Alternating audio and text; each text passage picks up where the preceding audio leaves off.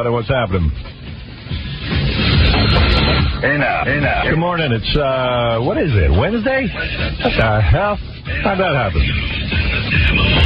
Oh, yeah, I know how you're feeling. Anybody who gets up this time in the morning has to be feeling similarly to what we're feeling. I know I've met guys who their parents are rich and they have like trust funds, and they don't even know what it is to get up this early. They're just getting home. They don't even understand it. They're like, "What are you talking about?" I mean, what are you doing? How do you do that? I know, in that apartment building I lived in, I felt like I was the only one who had a job and actually worked. Yeah, it bums you out, you know? Yeah, because everybody else seemed to be living there off of somebody else. Yeah, everybody's got some deal going. Yeah. And then, you know what to do with themselves during the day. Yeah.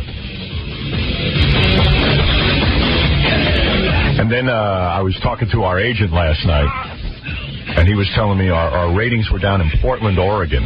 That Mark and Brian are beating us in Portland, Oregon. What? Yeah. Well, wait a minute. Yeah, well, that's all right. Well, I'm sure it's a fluke. It's got to be. Those two dopes. So I went, how the hell could, that was an accident. Yeah, that was enough to throw me for a loop. That's not possible. Yeah. I have to remind people what two douchebags those guys are. I think, you know what happened in Portland to us? They'd been there for about 3 years.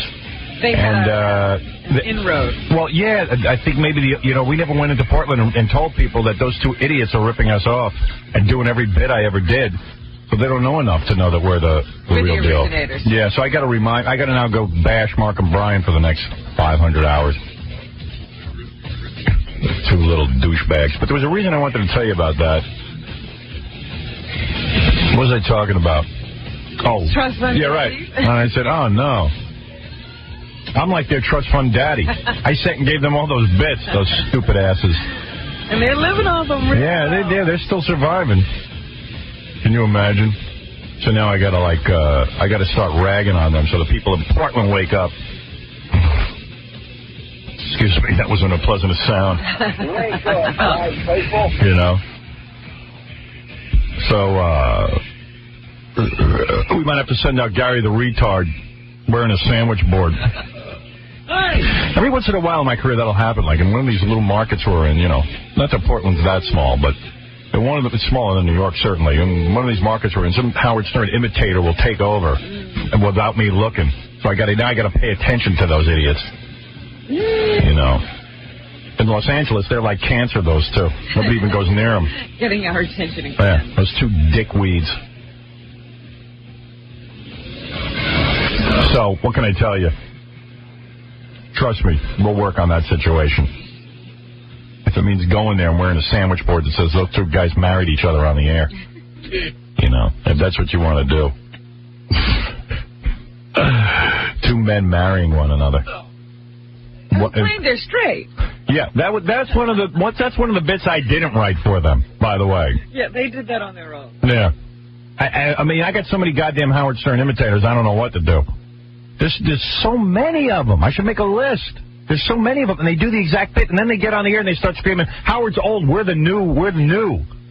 There's nothing new about you. You haven't figured out anything new. New? What's new? Howard's old, we're new. Well, what's new? What's new is you're doing all my old material. Unbelievable. The suck-ass business this is. And then you go to some goddamn place like Portland, they don't even know that you've done all this crap already. That you've married every lesbian and done it all. But what can you do? This is the story of my stupid career. A dumb career I have. I wish my father could have given me a trust fund. Would have been nice. Yeah, it would have been nice if he could have worked a little harder. I see those guys hanging out with the doorman.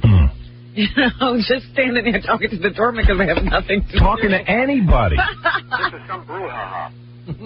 I know, there are guys at my gym that don't work. Yeah. They're there all day. All day. I sit there, I go nuts. I met a guy who says, I'm an actor, but I went to law school. I mean, he's got a law degree. Yeah. And his poor parents, are financing his acting career now. Here's Crazy Cabby. Crazy Cabby, how are you, man? Good morning. How are you? I missed this guy. Are you allowed on our show or not? You know, we'll find out now, won't we? That's another nutty situation. Is that going on continually, even after his last appearance? Yeah, I've been trying to put Cabby on the show, and I don't know. I don't know what goes on. He's being who held knows, hostage. I have to. I said I'm going to call Cabby. We're going to conspire, figure out ways to get him on the show.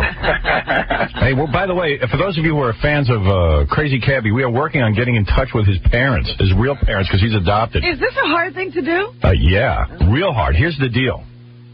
If Crazy Cabby's parents are looking for him, But they don't know him by Crazy Cabby. they don't know him but if they're looking for their son, it'll be easy to find the parents Right. because they're listed. You can't open those files. Yeah. Well, they'll have posted on some databases in some places, and now with the internet, it's easy to find people. But Right. But what I'm saying is you just can't go in and open your own adoption file No. to see who No. your parents are. The chances, though, of Crazy Cabby's parents looking for him, I think, are slim. You know what I mean? By what has happened to him so far. Right. So, They got rid of me once, right? yeah, if they're not looking for him, it's going to be a whole Megillah. I mean, like maybe years. Well, Really? it might take Yeah. like over a year because I know that it'll take 8 months till they'll even look at your paperwork. Really? Yeah. Yeah. A lot of people looking for. Can we get some? Can we cut through some red tape? We are actually. Aren't we famous? We are cutting through some red tape. Yeah, I mean, do we have to go to Sally Jesse Raphael to get this? No, we're using Sally Jesse gets right in there. No, we're using the same. You know what she does? She threatens them with those big red glasses she Right. wears. She says she'll burn them. I'm going to burn you like an ant. We're using the same people that Geraldo's daytime show used to use. Oh, good. Same people. All right, so those guys know because I've seen them discover everyone's Yeah. parents. You'd have sex with Sally Jesse, though. For me? Yeah. Would I? Yeah. But Let me you think let about her it. do For something what? to you. Just to say you did it. No. Let me think. Would I have sex Oh, you had to come back and tell us. with a corpse? No. No. I wouldn't do it. But would you let her do something to you? Sure, I'd let her get on her knees and service me. Yeah, what? Oh. That I'd let anybody do. As long as it's a girl. No guys. No guys can do that. No. Maybe a guy who pretends to be a girl. I don't know. Did you go to the 9 Inch Nails show last night? No, listen to this. I heard get it a was call. great, though. I get a call from Doug Goodstein, one of our producers on our television show, Right. who says to me, Skybox seats, 9 Inch Nails, after party at 11 o'clock. I'm listening to this, and I'm like, dudes, I want to be there. I want to be part of all this excitement. You know what I What a mean? girl. He Why was did in a call you to skybox. torture you, though? What? What's a girl doing in a skybox? What do you mean? Doug Goodstein? Kane and I were right in the pit, man. Oh, really? Moshing it up. Well, Doug's like a woman. But why do they call you to torture you with this information? Well, because they'd heard that I wanted to go, so I said, okay, let me get the details. What happens? He goes, 8 o'clock. Doug goes to me, you got to come with us. 8 o'clock, the opening act goes on. Who was the opening act?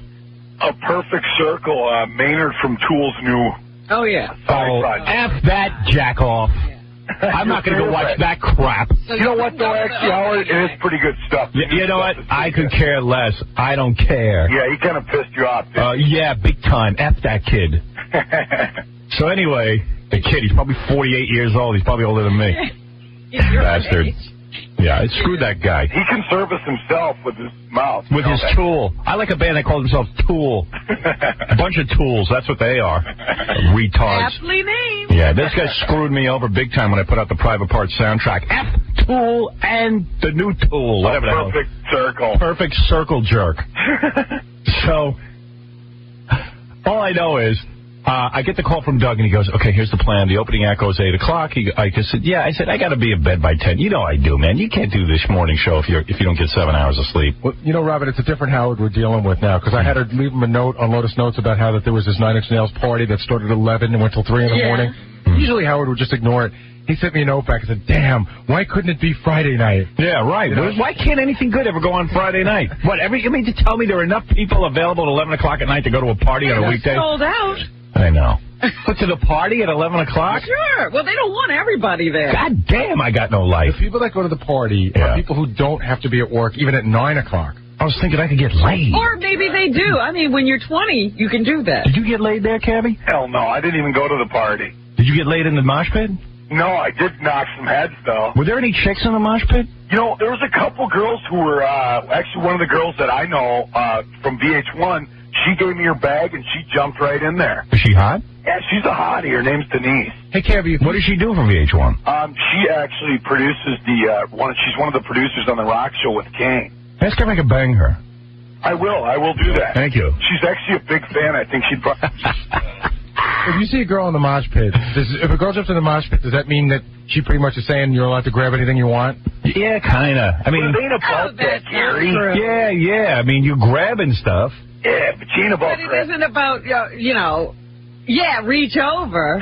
What goes on in the mosh pit? Well, when chicks jump on top of guys, like on top of the crowd to get, like, do that sailing, body surfing, that's definitely a license to do whatever you want, pretty much. Right, that's what I was saying. That's what I mean. Yeah, but not in the pit. I got that. That's romance, man. When some chick is like laying on top of your heads, you got to grab her boobs. You have to. Yeah. You got to support her. Those chicks are loose, but I think when a chick's in a mosh pit, you can bang into her and stuff, but you can't you just can't rip her clothes off and jump on top of her. Right, it's not that's like, rape. have sex time. Howard is the best concert I've ever seen in my life. Well, It was awesome. I saw those dudes, Trent Reznor. He is 9 Inch Nails. Who are those other guys? We got to interview him, Howard. Yeah, I heard that. He was doing interviews with everyone but me. He said he won't come on our show. Did he specifically say no, Howard? He's doing Booger's show. Oh, God. Booger's a nobody. But really, Booger's nobody. Nobody listens to him. With him? Who was doing the MTV Booger? Oh, right. MTV Booger. Chris, then. That's Chris. Booger is this DJ on our station, and he's Booger. And all of a sudden, he got a job at MTV. They call him Chris. Right. He's all technical. He's hanging with Britney Spears. I also noticed the level of... Yeah, he hangs with Jennifer Lopez, Britney Spears. And the amount of stuff in his hair has really grown. Now it's like it's really spiky, and, he's really paying attention to what his hair looks like now. Well, it's funny because you never see him around here anymore. He was one of those guys who used to be hanging around here all the time. Right. I used to see him. Yeah. Howard. That's right. Dude, he's so cute that he's like a chick. You've got to go to his website. Oh, Oh, Boogers? he's got a website? Yes, and there's pictures of him when he had a mullet. Let me see. What's his website? ChrisBooker.com. There you go, Booker. You got your plug. Chris Booker? How you spell that? Booker. Oh, man, because his name is Booger. Yeah. Bugher. It doesn't have a K in it. No, that's Booker. It's ChrisBooker.com, and there's look at him. you go to a part where it says fans, like they're fans of Chris Booker. Oh, he's hot. And, yeah, there's a picture of him there, and it's got to be from, I don't know, the late 80s, and he's got a pretty bad haircut. Sorry, Booker. Let's see. I'll be hosting a new show on MTV starting May night. Ooh. Bio. Let's read his bio. What's I can tell you, there? you know where he started? Where? Wheeling, West Virginia. Wow. Bend over, West Virginia. Booker. Everything's coming up Booker. Booker's bio. Chris Booker, better known as Booker. What is that? Is a New York City radio DJ and MTV personality. Man about town. Coming from a small town in West Virginia, Chris began his radio career as the weekend overnight DJ of a popular radio station in Wheeling, West Virginia, quickly becoming one of the station's most popular personalities. Oh, that's bull. How did that happen? I don't know. I'm wondering who his publicist is. Yeah, I think he is. He's still not popular there. His career steadily progressed over the following years, with Booker becoming a local celebrity in Myrtle Beach, South Carolina, Kansas City, Missouri, Pittsburgh, PA, and finally ending up at K-Rock in New York City. Wow. Big time. Boy, this is some bio. It's almost over. That's the whole bio? He's never done anything but be on the I radio. was going to say, where's the war years? Yeah. Hey, Cabby, yeah, right. What has he done heroic? Then there's news, Booker News. Ooh. Booker News. And there's nothing under there. He doesn't talk about the email from the girlfriend when he found out she was cheating? No. No, that's Cabby.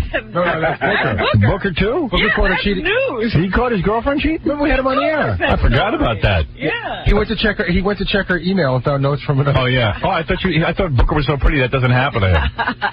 Hey, That's dude. the news. I was in an elevator yesterday. And I'm just standing there, and these two Puerto Rican girls get in the elevator. How do you know they're Puerto Rican? Please. And they go, Howard Stern, damn, you are fine. Really? I said, really? Please. They go, you got a great ass. I go, honey, you must be... In your pants, must have had about... And I was with my buddy. He goes, first of all, how the hell can they see your ass? Your pants are so baggy. I said, I don't know, but these chicks thought I was fine. Two Puerto Ricans. Did you get up on it? They were about, like, nah, I didn't. There was a whole... Howard, No. they had to identify you as Howard Stern before you were fine. A little afternoon delight. No, I'm not saying that. They said I was fine, though. I don't get that ever. You are fine, you fine rich man.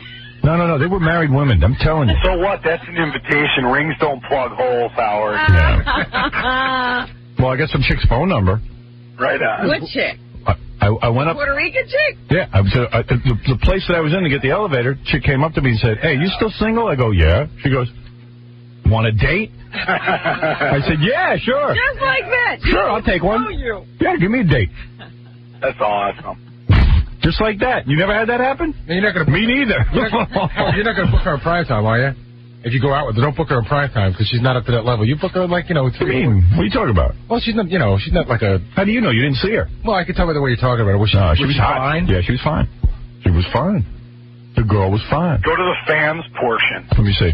Yeah, Booker. Yeah, because there's no news. News. The news is that Booker will be doing a new show on MTV starting May 9th at 4:30 p.m. after TRL called First Listen.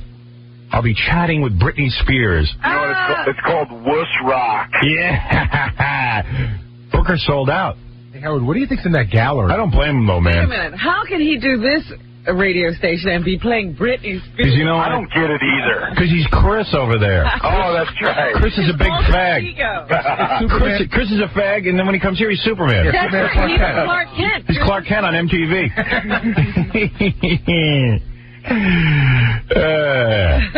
What's his gallery? What's in this gallery? All right, gallery. Ooh, Booker. you think there are a bunch of pictures of Booker? Oh, yeah. And they're all going to be like, fashion shots. Oh, gallery means pictures. Fashion shots of Booger. Booger knows a lot of celebrities, though, man. He does? Yeah. What do you mean by that? He knows Jennifer Lopez, and he knows her sister, Lisa. Well, she's on VH1. Yeah, Linda, yeah. Whatever. Linda's a fine-ass chick. Really? Oh, man, I put my tongue so far, you know where? Yeah, well, how are you supposed to meet these hot chicks? How come a Booger gets to meet them all? Because it works. Because you know why? I've kind of met them by hanging around the fringes. Really? Yeah, I'm like a groupie of MTV and VH1 guys. You're like their girlfriend. Yeah, it gets me close. You're almost What happens when high-pitch Eric. And what happens when these chicks meet you? What happens when these chicks meet you? They just blow you off? No, actually, they like me because I'm not trying to dig into their pants. Guess what? You can't even get on the Booger website now. Everyone's on it. The gallery's frozen. Gallery's frozen. You can't get in. See how slow it's going on the bottom, Howard? Yeah. It's like 83% complete or something. Yeah, you know why it's going slow? Because everyone's on it. Yeah.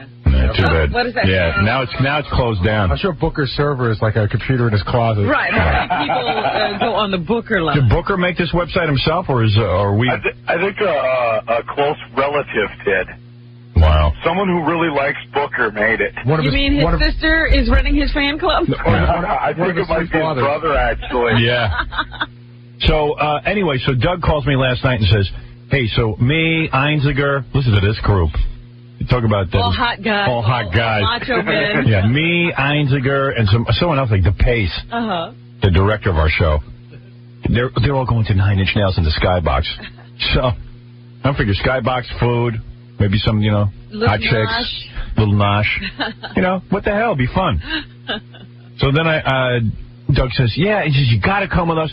8 o'clock, the show starts. You go, what is that, the opening act? He goes, yeah, but they're off by 8:30, and 9 Inch Nails starts by 8:45. I go, get out of here. You're drunk. Yeah, he's dreaming. I go, dude, that 9 Inch Nails show ain't going to start till 10 o'clock. Am I right? Like 9:15. 9:15, I'm sitting there watching my watch. Yeah, saying, go and get to the good stuff. Because, if I walk in here all tired, there's no show. Right. I'm beat. And I'm like, okay, play another bit. So, what happened? So you went to the show. I went to the show. We were in the pit. It was incredible. And, he's got that song, Star Effers. Yeah. So he's playing it. And at the beginning of it, he said, I wrote this for a friend. Do you think that's a good song? It's not his best. Right. But he's got so much other really good stuff on this new album and on the other album. Right. And did he play his old stuff? Yeah, he did. That's cool. I heard a song this morning from the new album. It was great. Yeah. Oh, he's got great stuff on the new record. And yeah, well, you know what? He's like, I'm sick of that ass. Because, you know what? I've invited that guy on the show a bunch of times. I'm always doing PR for the dude. He could throw me a bone and give me an interview. But, he's probably a crappy interview. You've seen him. He's a dull interview. Yeah, well, let me get a hold of him. He looks like Todd Rundgren, and he just, stares at the piano and doesn't talk. Well, I'll tell you one thing. He'll talk. The dude's banged a lot of strippers. I was in Cleveland. Really? Yeah, I was in Cleveland. Is that why he's so quiet? I went to this. Cleveland has the hottest strip clubs ever. Cleveland? Yeah, Cleveland. But you don't know that for sure. You haven't been to those ones in San Francisco. All right. All I know is they're great. I went to Cleveland. One chick was better looking than the next. All young, before they get all jaded and everything. Do they go totally nude in Cleveland? No. Wow, They got to wear the G-string. Because I was in a place that served liquor. Right. Okay? So you go in there. Where are you going to go? A place that doesn't? I'm snowed in, right? It was winter. It was snowing. It was unbelievable. Yeah, that was the time you got grounded. You were supposed to fly out. So as soon as it snowed, I call up a strip club and I go, hey, are you guys open? The guy goes, yeah. Meanwhile, the place is like dead because no one wants to come out. The only place that's open in the snow. I'm going like a junkie. You had to get your fix. Dude, man. I'm going through a snowstorm to get to the strip club. A snowstorm. I mean a winter blizzard. Literally. You got some huskies and a sled. Yeah, I got some dude to drive me. He's like, where are we going? I go, strip club. He goes, well, I'm only supposed to drive today if it's an emergency. I said, don't worry, it is. I mean, it's inclement weather. Yeah. We could risk our lives. I was like, hey, withdrawal. I was like, I'm in Cleveland, and, I'm a married man at that time. Did you tell this guy you'd let him come in with you? Oh, yeah, he came in. I bring everyone in. But, if a guy's driving in the snow to a strip club, he definitely ought to get some perks. Don't worry, he wasn't waiting in the car. It was Cleveland. So, get in there. Every stripper I meet, every hot chick, they whisper in your ear, they go, when Trent Reznor, I'm Trent Reznor's girlfriend. They all think they're his girlfriend? Yeah, and there was at least 5 hot chicks that came up to me and said, I'm Trent Reznor's girlfriend. And I go, well, when do you see him? Oh, when he's in town, he comes right to me. Now, how does he keep them separated in the same strip club that they don't know? I don't know. I just was laughing my ass off. He's a genius. Yeah. So they're playing Star Effers? You mean this one? This song? Yeah. I don't think this is his best song. I agree with you. But Marilyn Manson comes out and sings with them. Oh, that must have been great. The crowd went just nuts. Oh, that's wild. And don't forget, I know my rock history. Marilyn Manson and Trent Reznor used to be close friends. In fact, Trent used to produce their albums, and then they had a falling out. And you know why he said they had the falling out? Why? Marilyn Manson got a big head, and all that fame just pushed him away. Right. And not only that, Marilyn Manson got more popular than 9 Inch Nails. Yeah, he really did. And it freaked out Trent Reznor. Yep. So why are they back together? Because he said, hey, I created my own competition. Right. He created the monster. Why did you get back together? Because Marilyn's albums haven't been selling that well. Yeah, and I think their sex life is maybe a little better. Right. Because I think there's some of that going on. Yeah, whatever. With each other? Oh, yeah. What? You don't know that. Oh, read the Marilyn Manson book. What did it say? It's The Long, Hard Road Out of Hell, Marilyn Manson. And what do you think? It doesn't come right out and say it, but there's big insinuations that there's some pole smoking going on there. Not with Trent Reznor, though.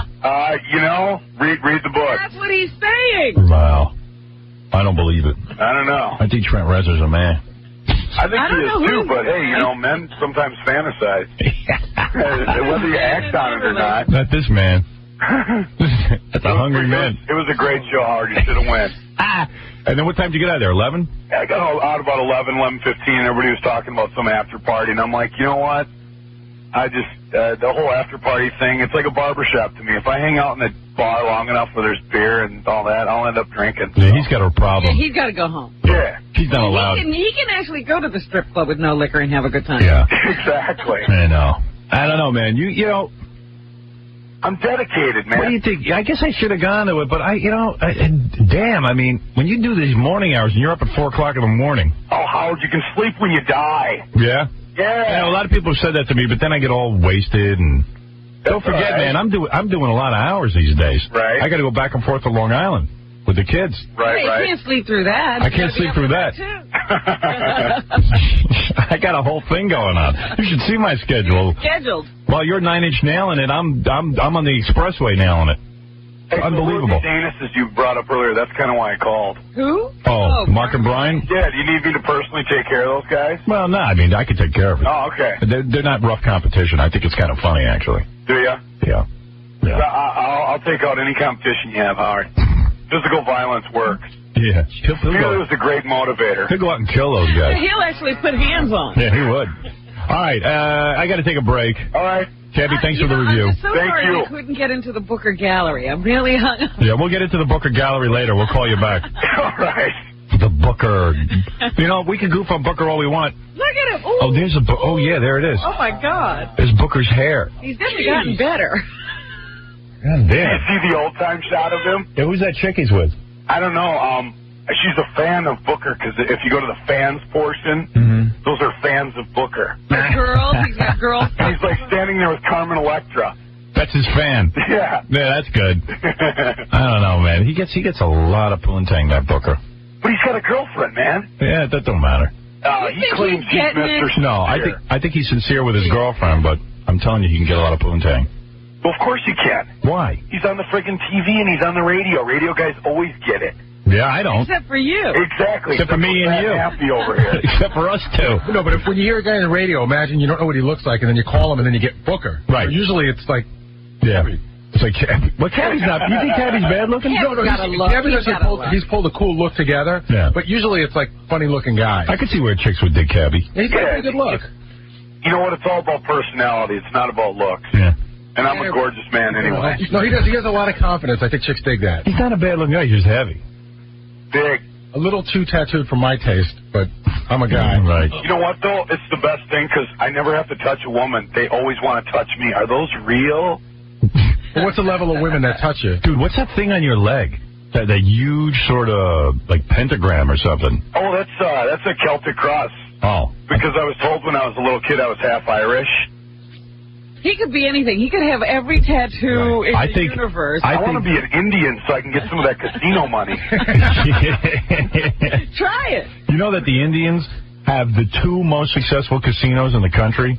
Yeah. You know that? Which ones are they? I don't know which ones they are. One of them's in Minnesota. Yep, Mystic Lake. It's incredible. Huge. In fact, what happened with that one, Howard, was they opened it up, and I think there were like 200 Indians that had the right to that thing. Exactly. And then all of a sudden, people started crawling out of the woodwork. And even if it's so successful, if you can prove that you're 1/64th, whatever that Indian thing is, you get a good chunk of change. Wow. You know what they get, Gary? They get $60,000 a month. Oh. For being 1/64th? Yes. Yeah. Oh, my goodness. You know what? The white man needs to take away those casinos. He really does. I'm so sick of this. For every kid you pop out. Fund babies. Yeah, you know what? I am a white man. I'm going to take back. I'm going to circle my goddamn wagons around those casinos. When is the white man going to get something? Every kid you pop out, Howard, you get $64,000 more. The white man gets nothing. Just think if you're full-blooded.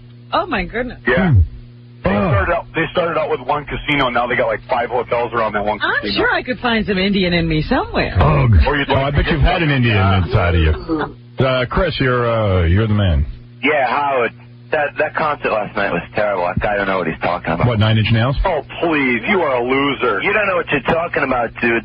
Where were you? You were probably up in the skybox. You couldn't even hear the guitar. Well, you know what? If you get down in it, you can hear it all.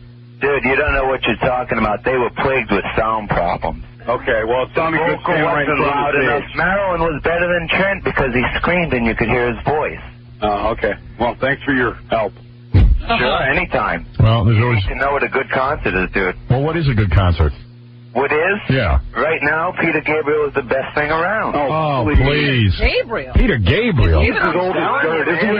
You have to wear a dress for that concert? Yeah, you should wear a sundress. When you don't know crap, man. Peter Gabriel, Red Rain is falling. I don't need a... Spiral Tour was spectacular. What? This was not. This was not. I saw the Down the Spiral tour. Amazing, right? Yes, it was. This was not that. Peter Gabriel, though, you're into that? That's the best thing. Red Rain. That's a man. You know. Sledgehammer. Yeah. I want to be your sledgehammer. That sounds wrong to me. He gets a great mix, and it was loud. 9 Inch Nails wasn't even loud, man. You can't have a hard rock band that's not loud. They were loud as hell. That was not loud. Oh, man, whatever. The Plasmatics were loud. That was loud. The Plasmatics. There's another great band. That was a great... Plasmatics are over, dude. 9 Inch Nails last night, man. Didn't she shoot herself or something out? I had her on my show one time. Yeah. She rode you like a pony. Her name, what's her name again? Wendy O. Williams. Wendy O. Williams, big fake boobs. Looked like a guy with boobs. Remember that big tattoo she had on her back? Yeah. It started at the top of her back, and after a few years, it was down to the middle. Yeah. She, Was she a lesbian? I don't know what she was, but I know that I had her on all fours, and I was on all fours. And she rode you with a riding She was crop. riding me and spanking me with a riding crop. Yeah, it was pretty good. Great. It was pretty good. That was the greatest rock and roll band in She the world. shot herself, Howard? Yeah. She What did She killed herself. She had cancer? Did she do it because she was depressed, or didn't she have a disease? She was depressed. depressed. I think she was just ugly and she wanted to end it all. Yeah, I think she was bluer than blue. Seriously, I think she got old. I think she got old. Yeah, she flipped out when she got old. Howard, great new heavy metal band, man. Mad Hunter. Well, how can we take your word? Oh, Dude, you're into Peter Gabriel. That's the new wave of heavy metal coming out. A lot of chicks who get old, I shut that guy off. A lot of chicks who get old kill themselves, like good-looking girls. Like remember Carol Wayne? Yeah. Didn't she kill herself? She drowned. She's walking to the sea. So she drowned. But you know what? The ultimate story for me is Savannah the porn star. Not the Savannah we know. Right. But this other girl, Savannah. The first Savannah. Yeah, she She had like a pimple and she killed herself. She got into a car accident. She was bleeding, but it turned out to be just a nosebleed. Yeah. But she thought she was disfigured. Right. So she killed herself. Yeah. You know what, though? They say she didn't kill herself. She was murdered. Oh, please. Wait a second. What normal person shoots himself in the head with a rifle? What She normal must have person? been- Well, Lots I don't of know. girls. Hopefully my wife. All right. You're not still getting married, are you? Well, you know what, Howard? Don't we have do to it. talk about that because, you know, I got her name tattooed on the back of my neck. Yeah, well, no one can see it. There's so many on You there. can't see. Yeah. That's the most important thing. Well, I was thinking about getting it lasered. Yeah. Have you ever done laser? No. I hear it hurts so bad. Like, to me, tattooing doesn't hurt at all. Right. Well, it hurts if you get a big one. Does it? Yeah. It doesn't bother me Yeah, getting he looks tattooed. like he's into the pain, though. He might enjoy the laser. I heard the laser is 10 times worse than getting tattooed. Really? 10 times worse. But they don't do it all at once. What about when they do your eyeballs? When they laser? I'm afraid of that. But don't they give you something when they do that? They give you, like, Darvon. Now, if you have, like, perfect vision and they laser your eyeballs, can you, like, see through women's clothes? Yeah. You get X-ray vision. I want to do it. You get They X-ray have specs. We're running it. One guy says Lawrence Taylor now has 15-20 vision. That sounds like X-ray vision to me. He's seeing through buildings. You can see right where the crack is. Yeah. Hey, look at that. I can see your nipples. What the hell is that about? Maybe because my shirt is see-through. His vision's perfect, so now he can read War and Peace. Right. He thinks he's got 15-20 vision. He doesn't know women are wearing sheer clothes. Lawrence Taylor needed perfect vision. After his career. Now he can read War and Peace. Wow. That's funny. Read the Ripple bottle. Howard, when are we going to hang out? I'm sure he's got some sobriety under his belt. When do you want to hang out? I don't know. Anytime. What about Last night? Let's go to the park and push old women down. Howard, how do you think he'd fare at a scores party? Do you think he'd be he's coming. okay, or do you think he'd be out of his mind? I'm going to take him. Yeah, I think he'd be okay. He should come. I worked in a strip joint. I shined shoes just so I could be next to naked women. Yeah, you got to come to Scores. You go to a strip club to get your shoes shined? There are guys who do. You know, there are like manly guys who smoke cigars and get their shoes shined. Like you do manly stuff at strip clubs. I think you go there and like guys who eat. It's just well, I like naked women, but the food's really good. I've seen. You take like Chuck Zito. He goes in there. He eats. Chuck's got a locker. He's got a locker at Scores. Yeah. What does he keep in His calendar. They give you lockers there, and you can keep stuff like You know what Chuck cigars and special liquors. Yeah, you're supposed to keep out your stuff, but you know what Chuck keeps? The calendar pictures of himself. Because he's always giving them to me. He just opens his locker and gives you a picture. Yeah, and like any other guy you'd goof on about that, not me. I'm Where like, are these lockers? right in the beginning when you walk into Scores to the right are these wooden, really nice looking lockers. Oh, they're like humidors, aren't they? Yeah, they're like humidors. You can keep your cigars and manly stuff. Yeah. They wanted to give me one, but I just thought I'd look like a loser if I had a You locker. had nothing to put in Yeah. it. Do those strippers go home with you, Howard? I mean, are they pretty... Me? No, anybody.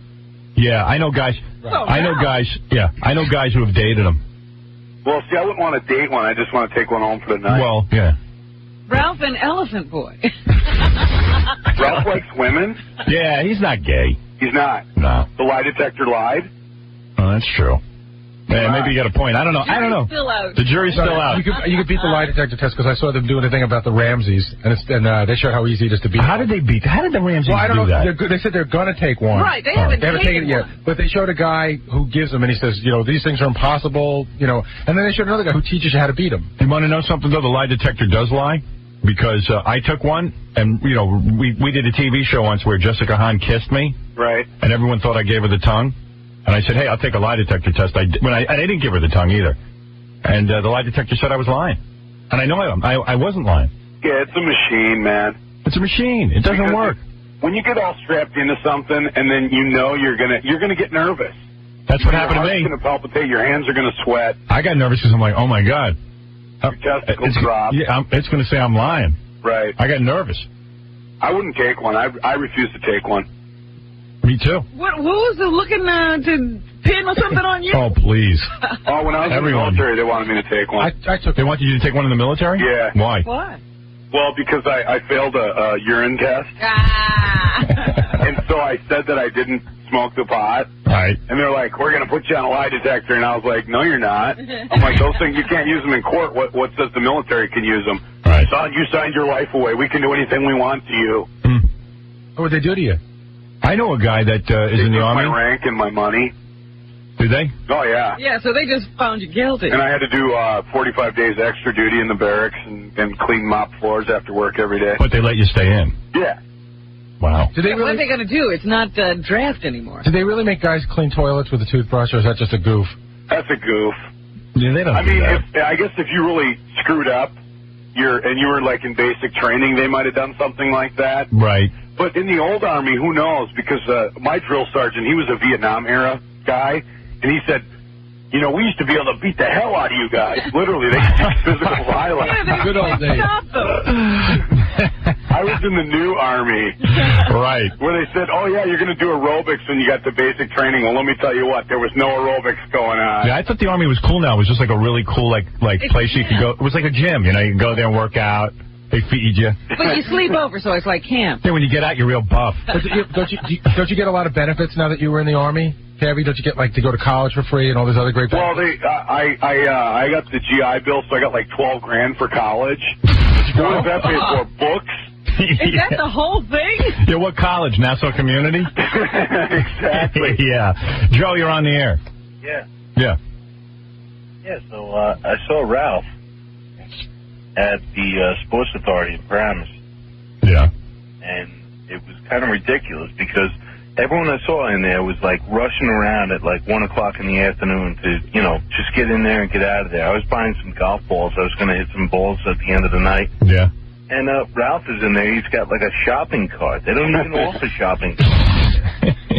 I mean, he's got like one of the 3 shopping carts. That's so funny. And the thing is full of Nike apparel, like, you know, full of like workout suits and stuff. And I saw it was Ralph, and I know it was Ralph from the show and everything else. And I just didn't even want to. I'm a Howard fan. I'm not a Ralph fan. Right. I didn't go up to him. You know, I didn't say anything. And, you know, the other day I heard you guys going off on him. I think it was Friday. Yeah, it was Friday. Right. And I just couldn't believe it. He's got to be gay. He's shopping in Paramus with a cart. Like a woman. He's looking for sports about. Yeah. And he can't make up his mind what to put in. I don't know what to get. That's what the full cart is about. Ralph cannot make decisions. So anything he sees that he likes, he'll put in the cart. Right. And then he'll labor over it online. Or he'll just buy everything, take it home, labor over it some more, and then return what he doesn't like. Return it and be real annoying to the store and return it. Without tags and everything. And everybody behind him because he has 50 things to return. I hate people like that. Yeah, that's Ralph. That was exactly it. Who? Cabby? Yeah. Oh, was that you talking? No. Oh, it was the other guy. I'm sorry. I didn't mean to cut him off. That's funny. Ralph with the shopping cart at the Sports Authority. Joe, if you're listening, I'm sorry I cut you off. Because I went shopping with Ralph once to Macy's. Yeah. He was helping me pick out some stuff. And he just like, you know, instead of saying, well, I like this, and you walk another place, he just takes everything and like drapes it over his, you know, over his arm. Yeah. And you end up with like 100 things. I know. He has no shame. It's like a chick. And then just hands it to somebody to put these back. Yeah. Oh, God. The world is their fan.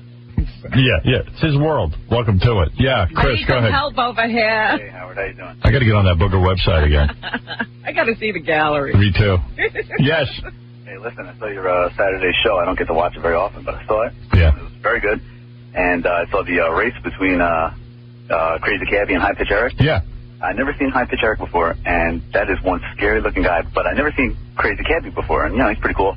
That's an equally scary guy. I mean, no disrespect, but they should have left their shirts on because that was very scary. Hey, Cabby, that was funny. You took your shirt. I mean, I had to make it fair. He took his shirt off, and when they were running, those bellies are jiggling. Because, you know, when those swimmers shave their body, I thought Eric might have had an advantage. Yeah, I like that you didn't care. They just ran with that big belly. To get rid of that wind resistance. Well, I think I cut off Cabby. Oh, no. Yeah, if your finger just brushes one of these things, you're gone. Oh, dear. I got to take a break anyway. We'll talk about, you want to talk about the numbers, Howard, for the lottery? Yeah, I got to check my tickets. Because even if you didn't win, you know, if you got 5 if you got 4 in the Powerball, you still win some money. Yeah, I want to check that. All right. You could have won $150,000 if you didn't win the jackpot. You get the Cabby back on the line. I didn't mean to hang up on him. But I got to take a break. We'll be back right after these words. We're back with the Howard Stern Show. Here's Howard. Yeah. Cabby, I didn't mean to hang up on you before. Don't worry about it. What can you do? Exactly. You know, I was thinking, like, maybe I shouldn't be working my own equipment, that I should get an engineer. But then when you get an engineer, you just yell at him all day. Right. So I just work my own equipment. What does Kane do? Does he work his own equipment? Yeah, he works. You know, we both do it. Like if he wants to take a break or if he leaves a little bit early, I run the board. You know. Yeah. But we're so music intensive. We don't. You know. You don't have all that much to do. Yeah, we don't have that much. We wish we had more. Yeah. Well, I think playing records is the way to go. You think so? Oh, come on. Really? I mean. Well, if you're the man and you're in the chair, you're doing okay. Like your Bookers and your Canes. Yeah. But when you're, I'm not bitching. I'm happy to be there. So don't get me wrong. But when you're just a guy, right, on the side, you're struggling. Yeah. Yeah. There's not a whole lot to do. I tell you something. To me, playing records was such an easy job. It was almost like getting money for free. I mean, not that I made a lot of money doing it because I was bad at it. I was a DJ for a while for 2 years. Right. And like I'd spin records and I'd talk, just for 2 seconds. I'd just, hey, that was, Gordon Lightfoot. Emerson, Lake and Palmer.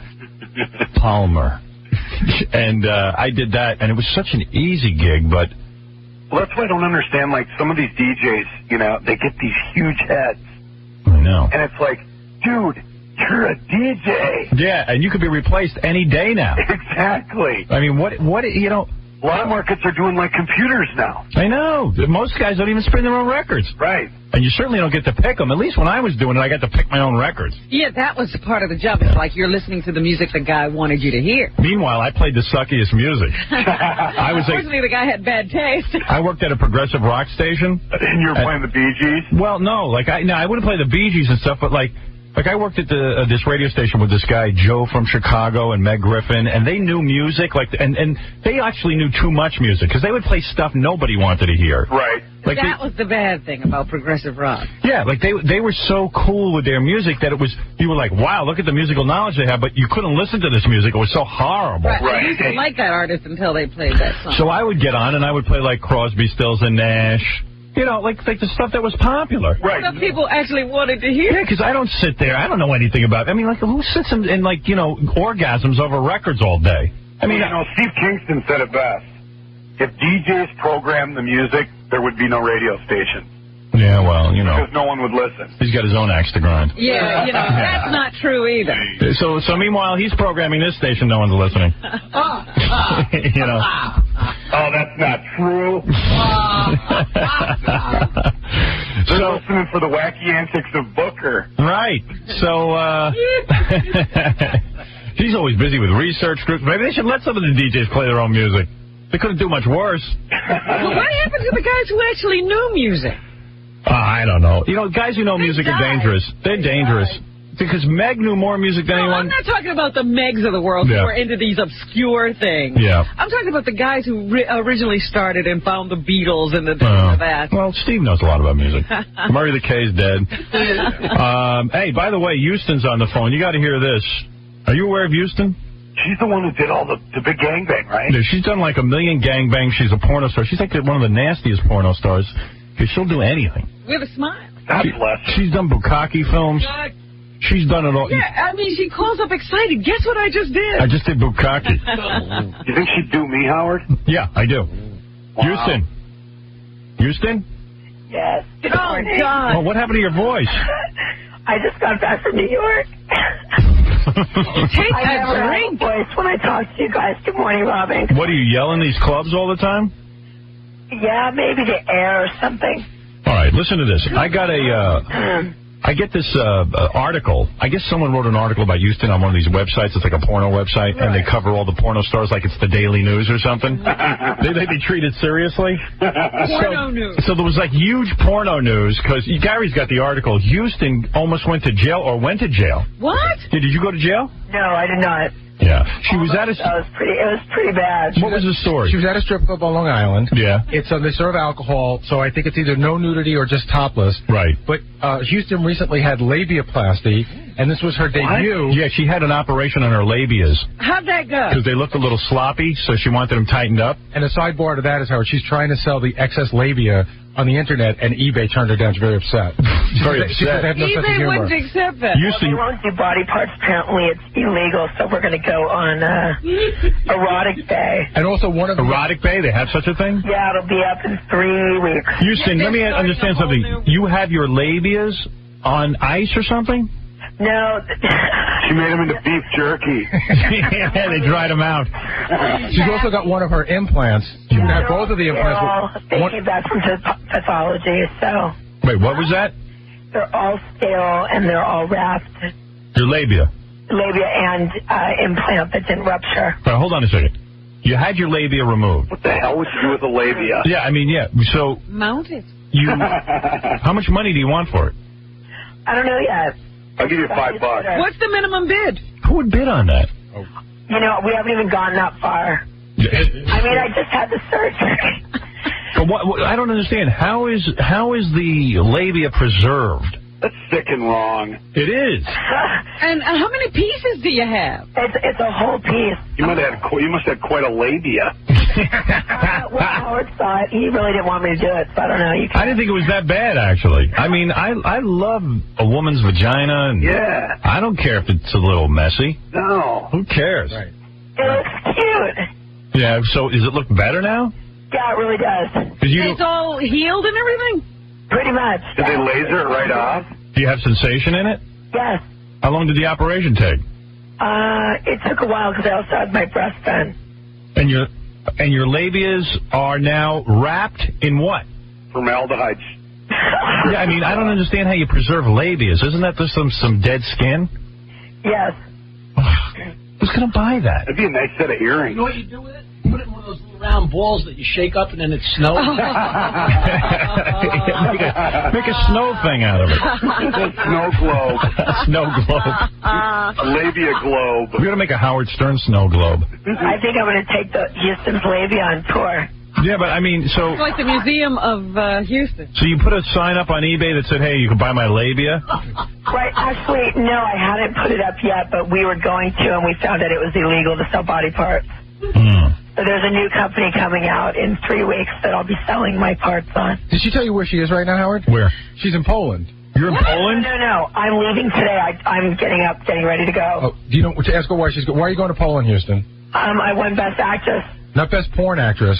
She's the best actress of all time in Poland. That's probably true. Did you do a legitimate film, or you mean you're just the best actress? You're porno. They're like giving me, I guess, the key to the city. I've got a bunch of press conferences and. Wow. They can get in there. It's so fun. What did you say? Fun. I've never been there. I'm actually going to 2 dead soldiers' graves to like put flowers on and You whatever. better be respectful when you do that. Yeah.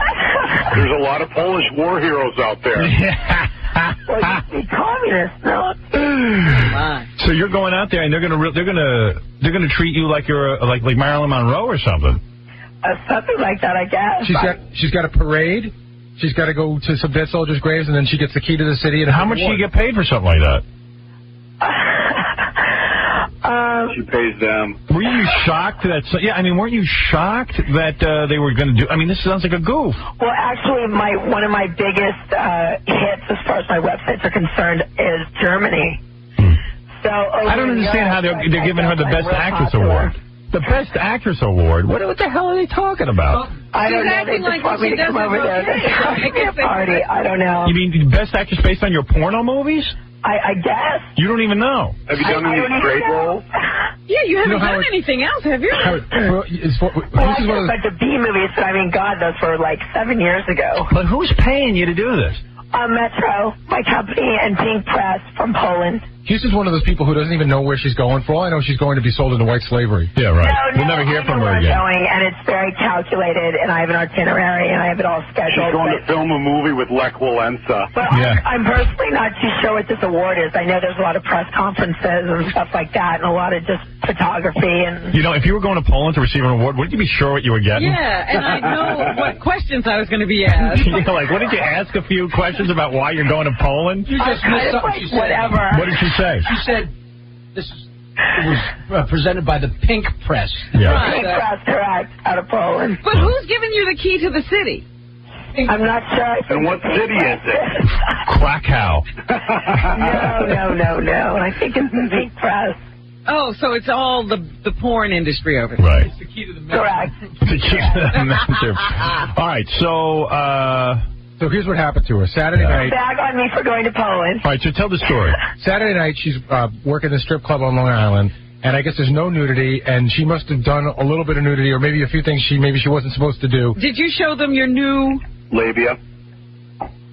All things are possible. You never know what could happen. So the cops... So you know what it is. She was showing off her labia. In a place that serves alcohol, you're not allowed to show your labia. Right. So the cops are staking out the place for 4 nights. Actually, Howard, there had been cops in there all week long. I mean, they knew I was coming. So if you knew that, why'd you show your labia? Well, no, I didn't know that. Oh. So, and I never said I showed my labia. So what they end up doing is... What? So what they end up doing is the last night, they get her down in the basement, they toss her into a bathroom.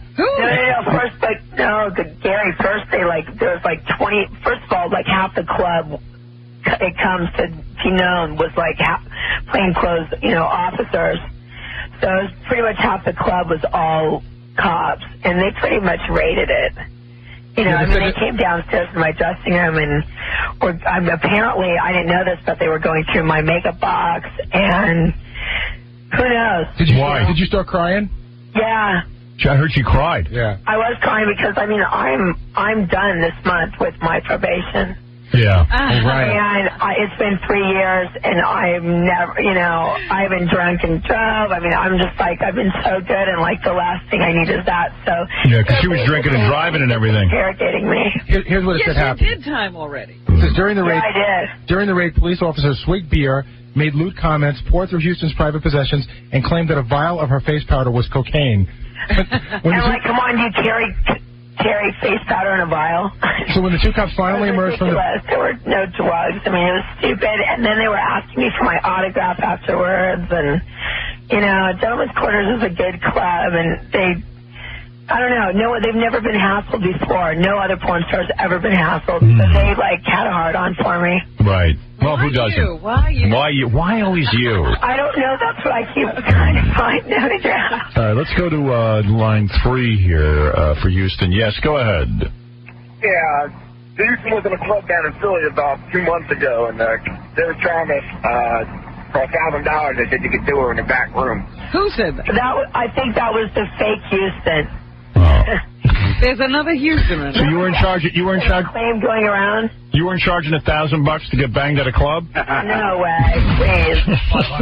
I was in Philadelphia 3 months ago. No. Well, anyway, so the point is that you almost got busted, but now you're off to Poland. Now I'm off to Poland this morning. Right, and when you come back, just give us a call. Let us know how it went. Has she tried out her new labia? Has she had sex?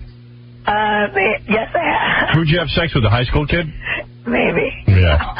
Everything's a maybe. She can't say yes to anything. She's still banging that high school kid we set her up with. You know that? Well, I was just in New York, wasn't I? Cabby, I set her up with a high school kid. She's still banging him. Wow. There's something seriously wrong with a woman who takes on 600 guys at once, though. I think after each other. I'm a big fan of it, but you come like on. it. But Houston, you have to admit. I think Houston would admit that there's something seriously psychologically wrong with her. Yeah. She said she didn't enjoy it. I would never admit that. Did you send a copy to your mom and dad? But I would dad? never admit that. Houston, I have a reason for everything I've done. It's pretty calculated. Yeah, but honey, don't you think have you ever been to a therapist? Yes, I have. And when you go in there and say I banged 600 guys at once, don't you think like there's some sort of issue there? Well, I think there's a lot of issues for a lot of people, and yes, I'm going to have to agree that I think that it's very abnormal in the norm world, but...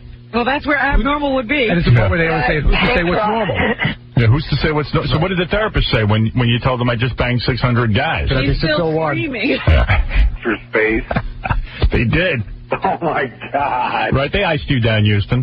Oh, yeah, of course. They had to. Wow. Of course. She was working hard. We did pretty well, though.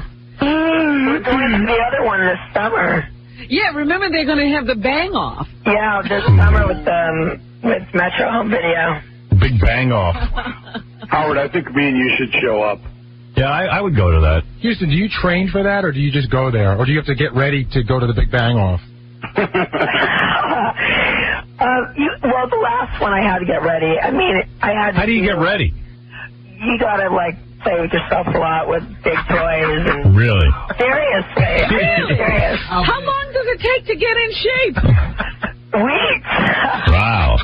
So when you go to a psychiatrist and you say, hey, listen, I banged 600 guys, don't they tell you, like, man, you need to be in some serious therapy? You should be here every day. They probably want to figure out how they can get in the next one. Right. Did you go to the therapist because it was your idea, or did you go to, like, a court-appointed therapist?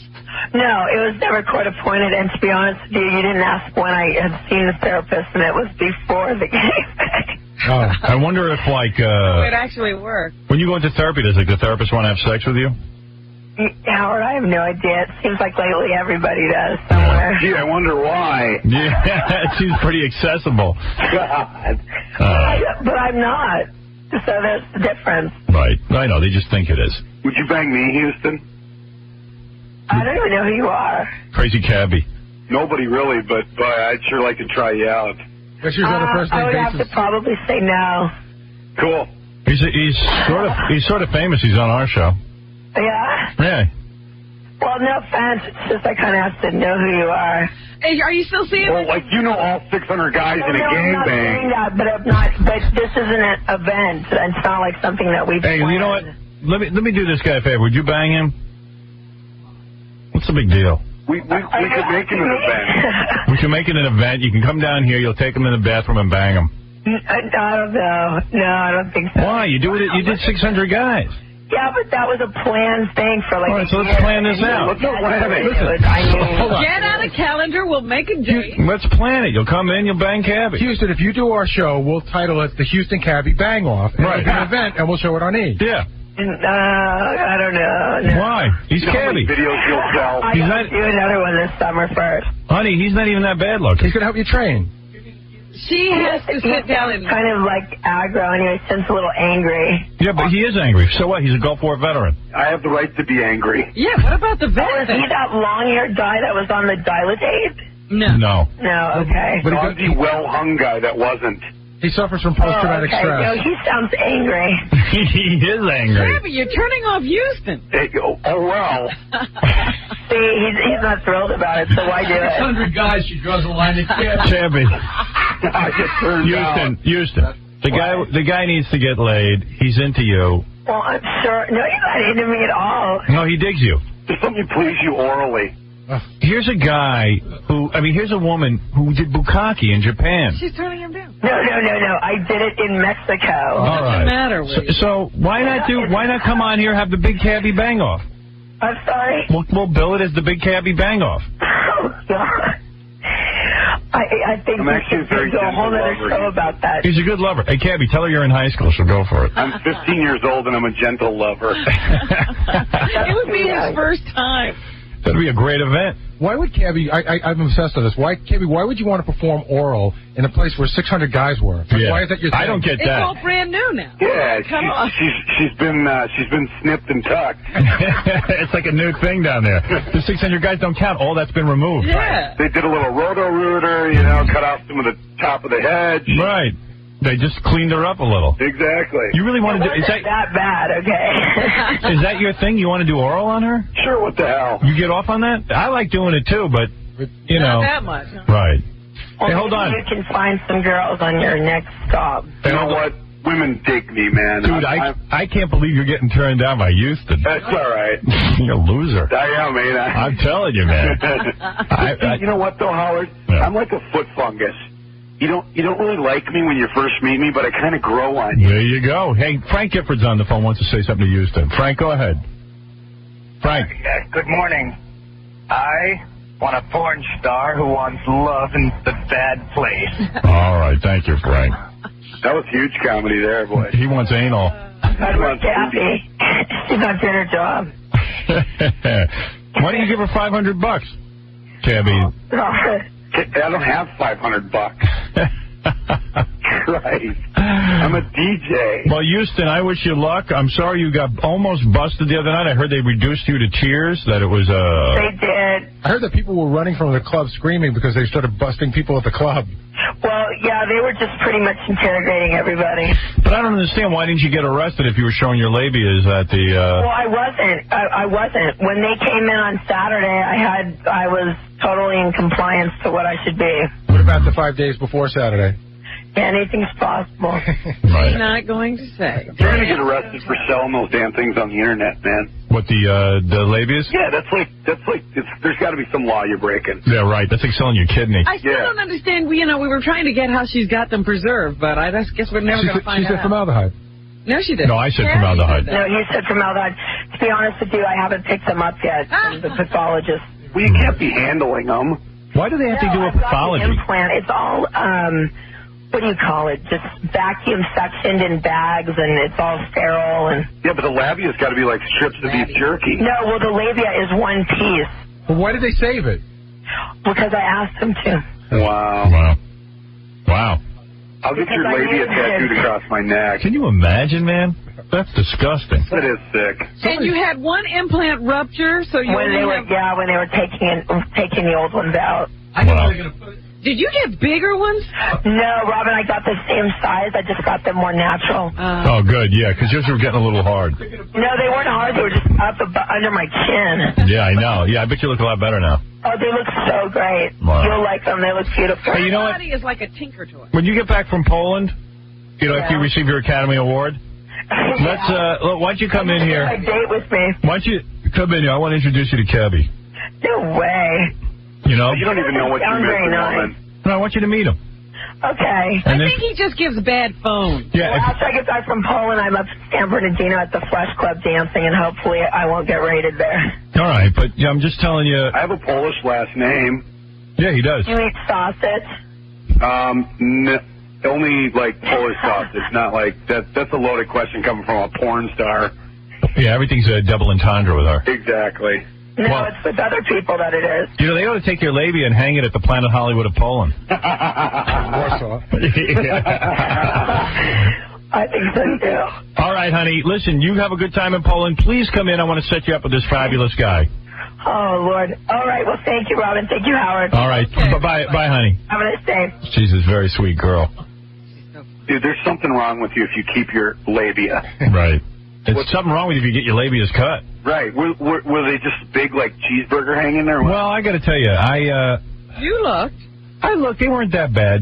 I could see what she was talking about, but she wasn't that bad. I mean, you see, regular women wouldn't get it done because who stares at that area that long? Yeah. As a porn star, guys stare at that area a long time. Maybe I guess to get it. But some women have bigger ones than others. That's true, but hers weren't hideous. Where the point we'd have to get it. We have seen hideous. Right, like we saw Nicole Basses, and Robin said something that was weird about those. Right. Yeah, she needs that. I mean, she didn't need extra pockets sewn in her underwear anymore. Well, I don't know what was going on there, but wow. Yeah, so there it is. There it is. Now you've heard everything. I'll bang her. Yeah, I'm going to set that up for you. Okay, thanks. That'll be a great show. You really think you can do it? She seems pretty turned off right now. And now it's time for me to check my lottery. You're saying I didn't win the lottery? How do you know that? Already? How do you know? They could be making a mistake.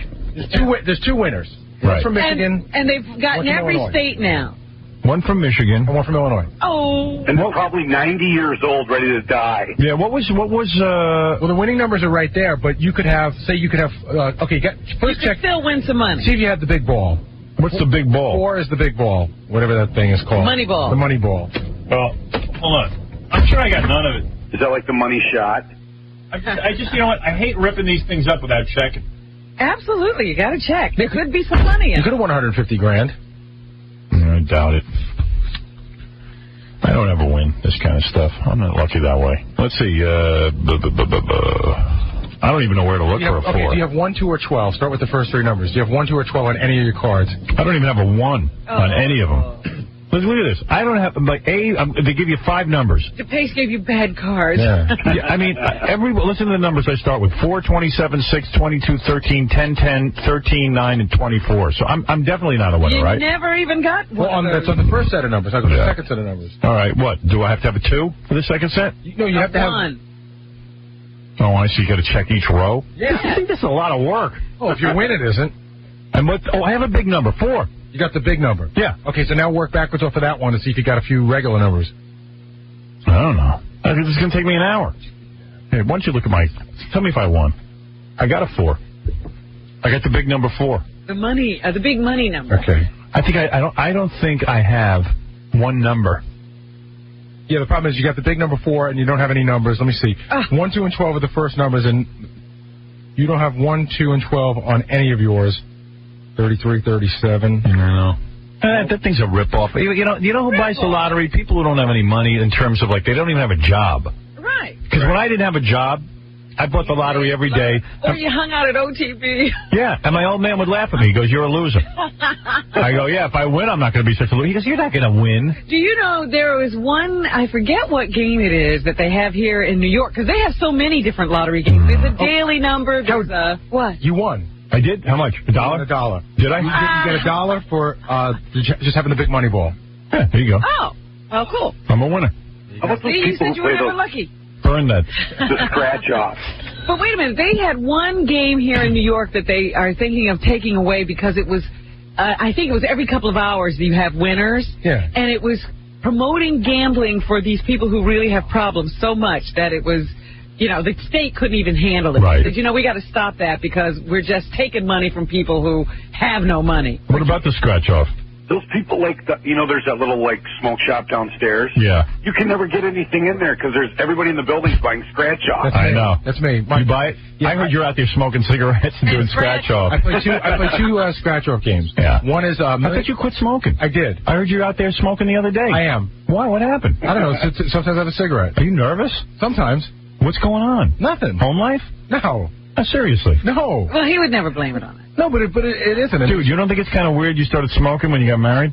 When you had kids? I started smoking 8 years after I got married. No, not like when you started having kids. That was 5 years. When your wife changed. That was 5 years ago. His wife changed on him, and he's shocked by it. What do you mean? Because he used to tell me, my wife's never going to change. Yeah, your wife changed on you too. Yeah, look at me. Changed a lot. But the thing is, he goes, my wife is so cool. She lets me do whatever I want. Now he's not allowed to do anything. He can't even come out and hang with us. I'm playing softball tonight. I'm going to start playing tennis. Are you? Where are you playing? Up in Connecticut. Oh, I'm not going up there. Well, if you could go up there, could you play? Yeah. I can do whatever I want. No, but I mean, no one tells me what to do. It costs me a lot of money, but nobody tells me what to do. What do you mean? Well, yeah. So anyway, I play... what do you think, I can't play softball? Yeah. You're such a dickhead. No, that's what I think. Yeah? You know why? Because where have you played? Tell me one. I played the last 3 days, in okay? the last 10 years. I played the last 3 days. Where? I played with the guys from my gym. Do you really play, though? Yeah, I play. You're such a pussy. What do you play? First base. Hey, just checking. Ooh, you got a good stretch, I bet. Yeah. I just never known you to play softball for and I can hit. The 15 years I've known you. Yeah, well, you know what? I don't hang with you, you big-toothed monster. So you started playing softball 3 days ago. Suddenly you're like a star. No, I play. I'm not saying I'm great. But like you're such a star athlete. Before these last 3 days, where'd you play?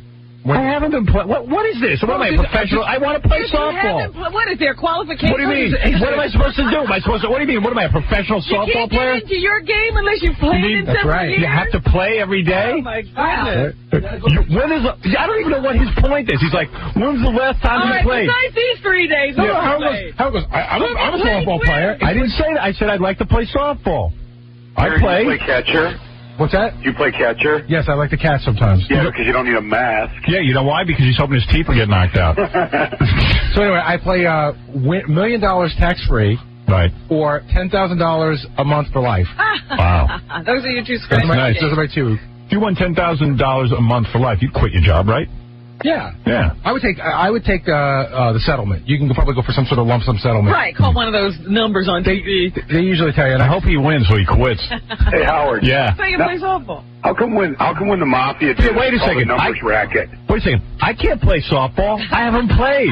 You haven't played, and who have you played with? What is the point? I have no idea. So what if I haven't played in 10 years? Why can't I play? No, because the question was, I said, are you any good? And you go, yeah, I play all the time, but you just... I never said I was good. I never said I played all the time. I said I played the last 3 days. Okay, I apologize. Please what is the big deal?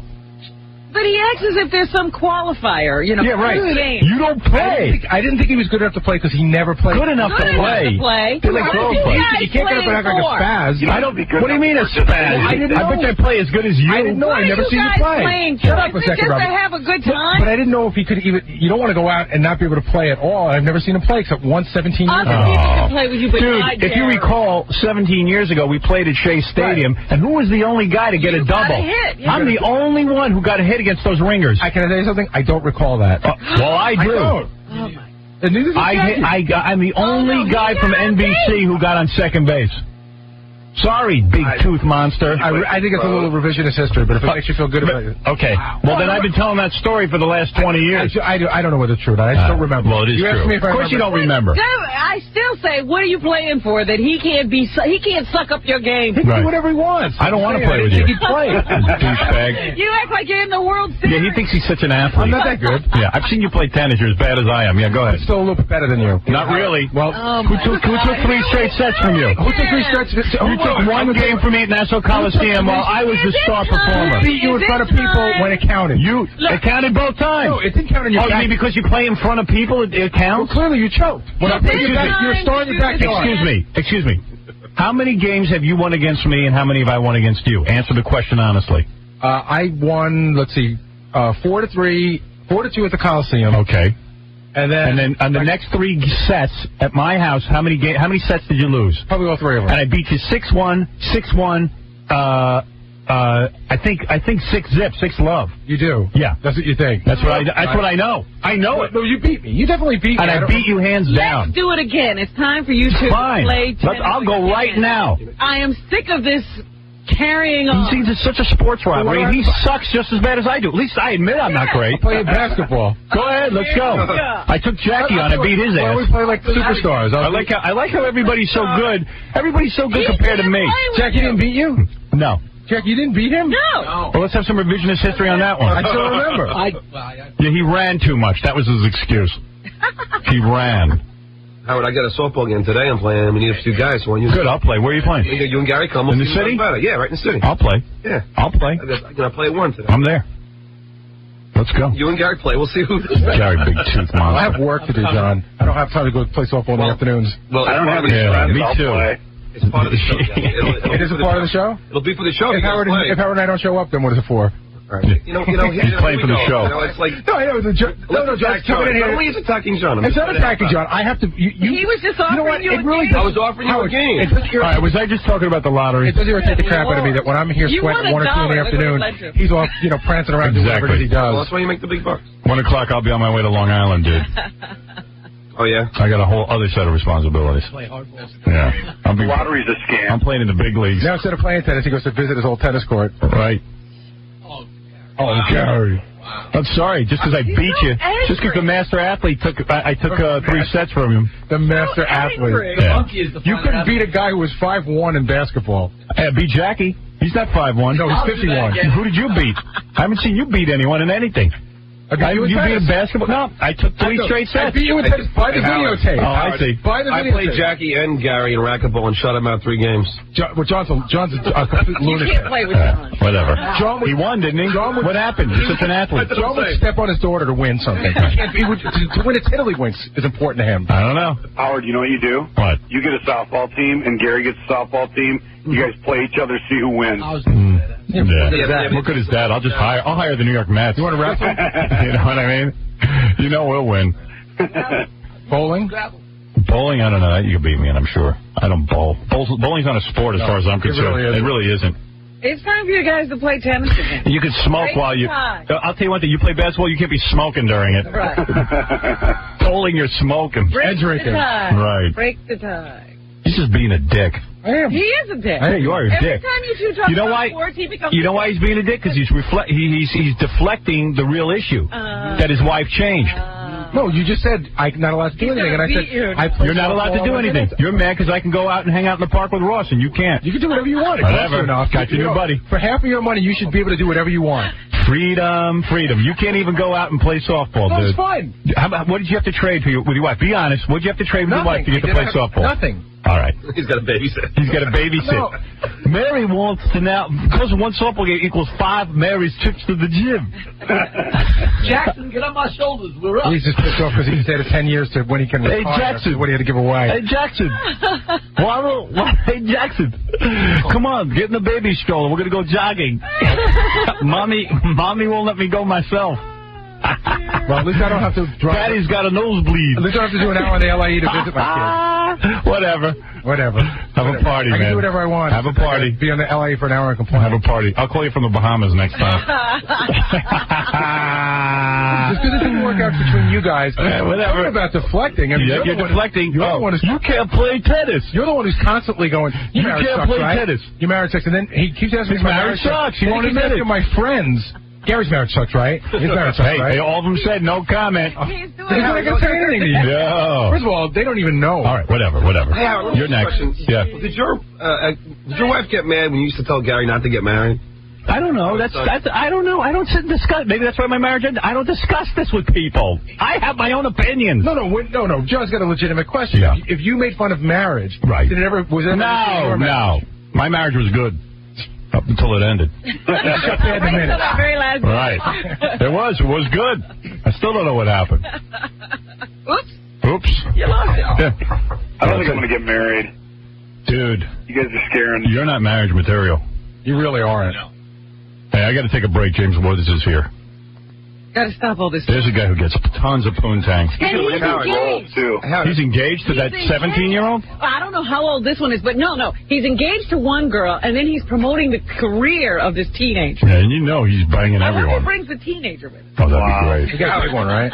He's got a huge genitalia. And a high IQ. High IQ. I think it all goes away, though. You know what James Woods said? What? His famous quote was, this is the greatest. And how this guy gets away with it, I don't know. He said, someone said to him, how can you date such young girls? And you know what he said? He said, when you go to buy a dog, you don't buy an old dog, you buy a puppy. Right. Well, when you go to buy a car, what would you prefer? An old one or a new one? And you know how women love being compared to dogs. Breaking in your stuff. But you know what? It's money.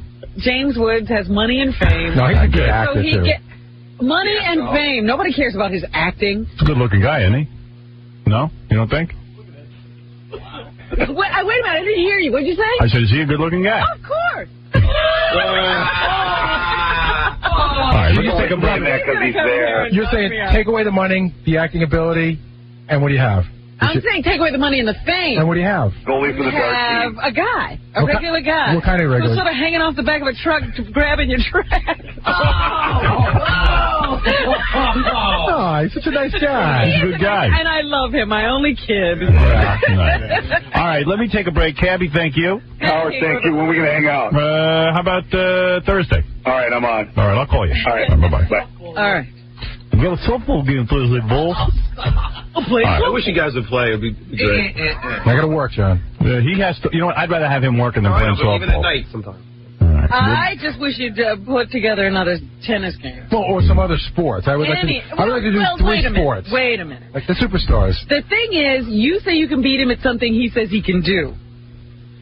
I can beat him at almost anything he can do. So what you give me like what? What could you beat me at? Give me the list of things I can't beat you. It's all in your mind. You're some great athlete. You being a disc jockey. No, but you can't beat me in the game of life.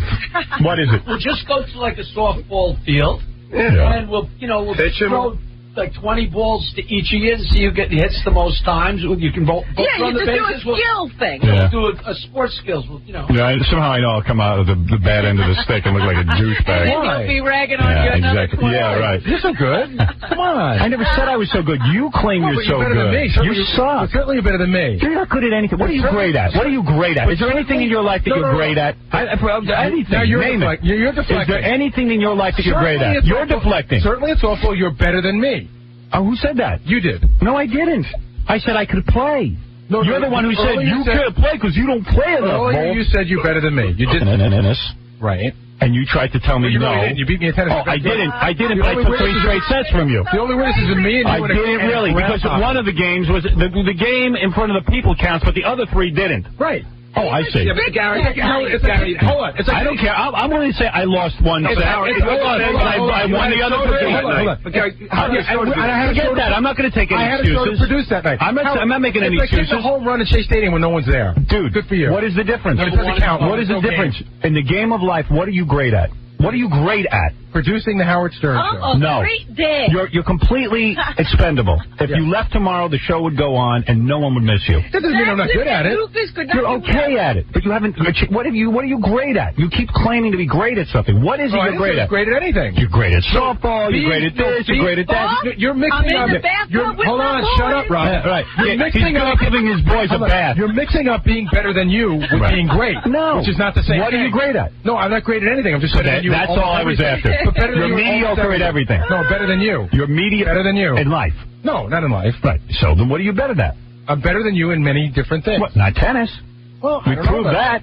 Yeah, where have we proved that? We proved I got a video. I played 4 games. I got a videotape that says better than you. You got memories. I know that you were there and you suffered the humiliation of 3 straight sets going down. In front of a grandma. And you know what? We were done after 2 sets. He goes, "Give me one more set, Mo." Hey, Howard, you guys both claim to be good runners, right? You guys should have a race.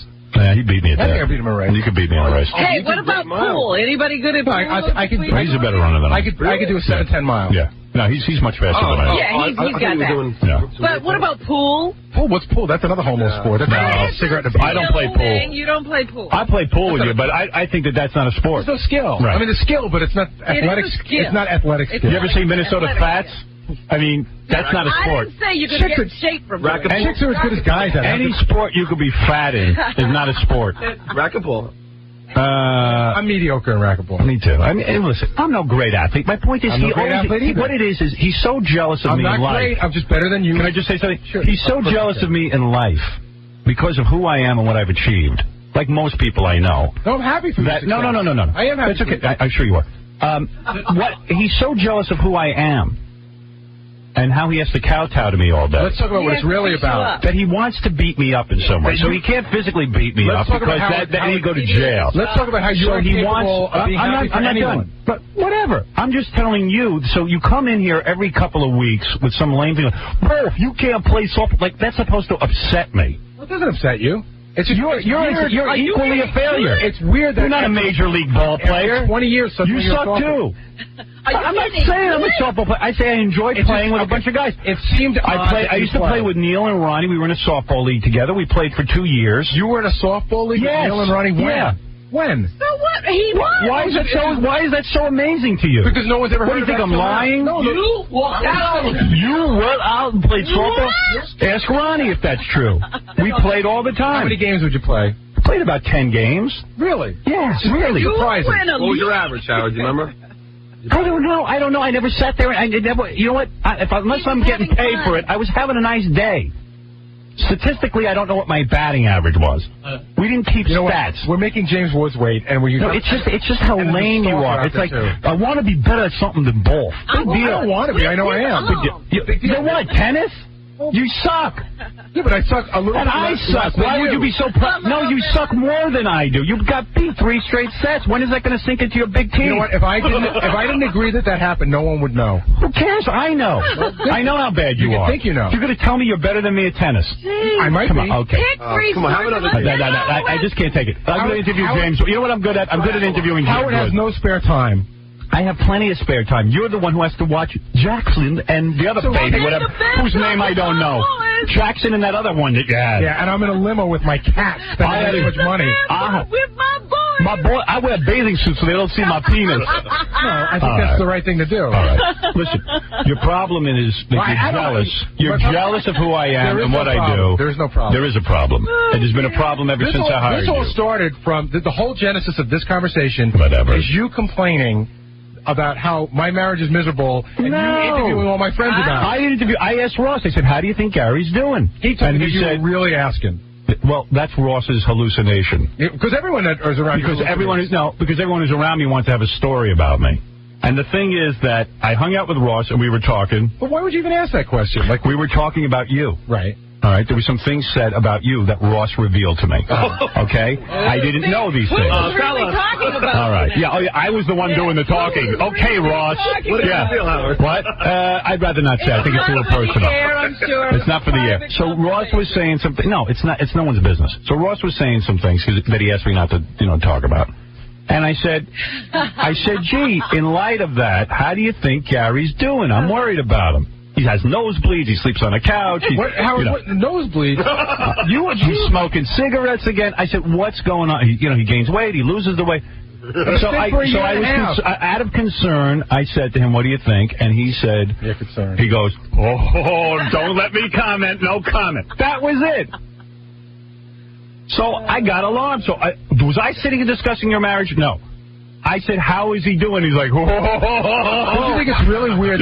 Did you think it's really weird that almost every day for the last couple of months, on the air or off the air, you're always saying things like, "Come on, admit it. If you could not be married anymore, you'd do it, right?" No, I didn't say that. But you do. I didn't Jack, say that. Be a pal for once. I asked you. I said to you, if you could go back and change it. Somebody comes in. Now, here you go again. Revisionist history. Somebody walks in here the other day and says that they were doing some sort of survey on the internet. Even before that. If you now before that. Yes. It's every day. It said somebody walks in here. Again, I'm blamed for this. It says if you could turn back the clock before you met your spouse and never get married again, would you do it? So Jackie answered, Fred answered, and Gary answered. What do I have to do with that? Because you're a liar. I'm calling you a liar right now.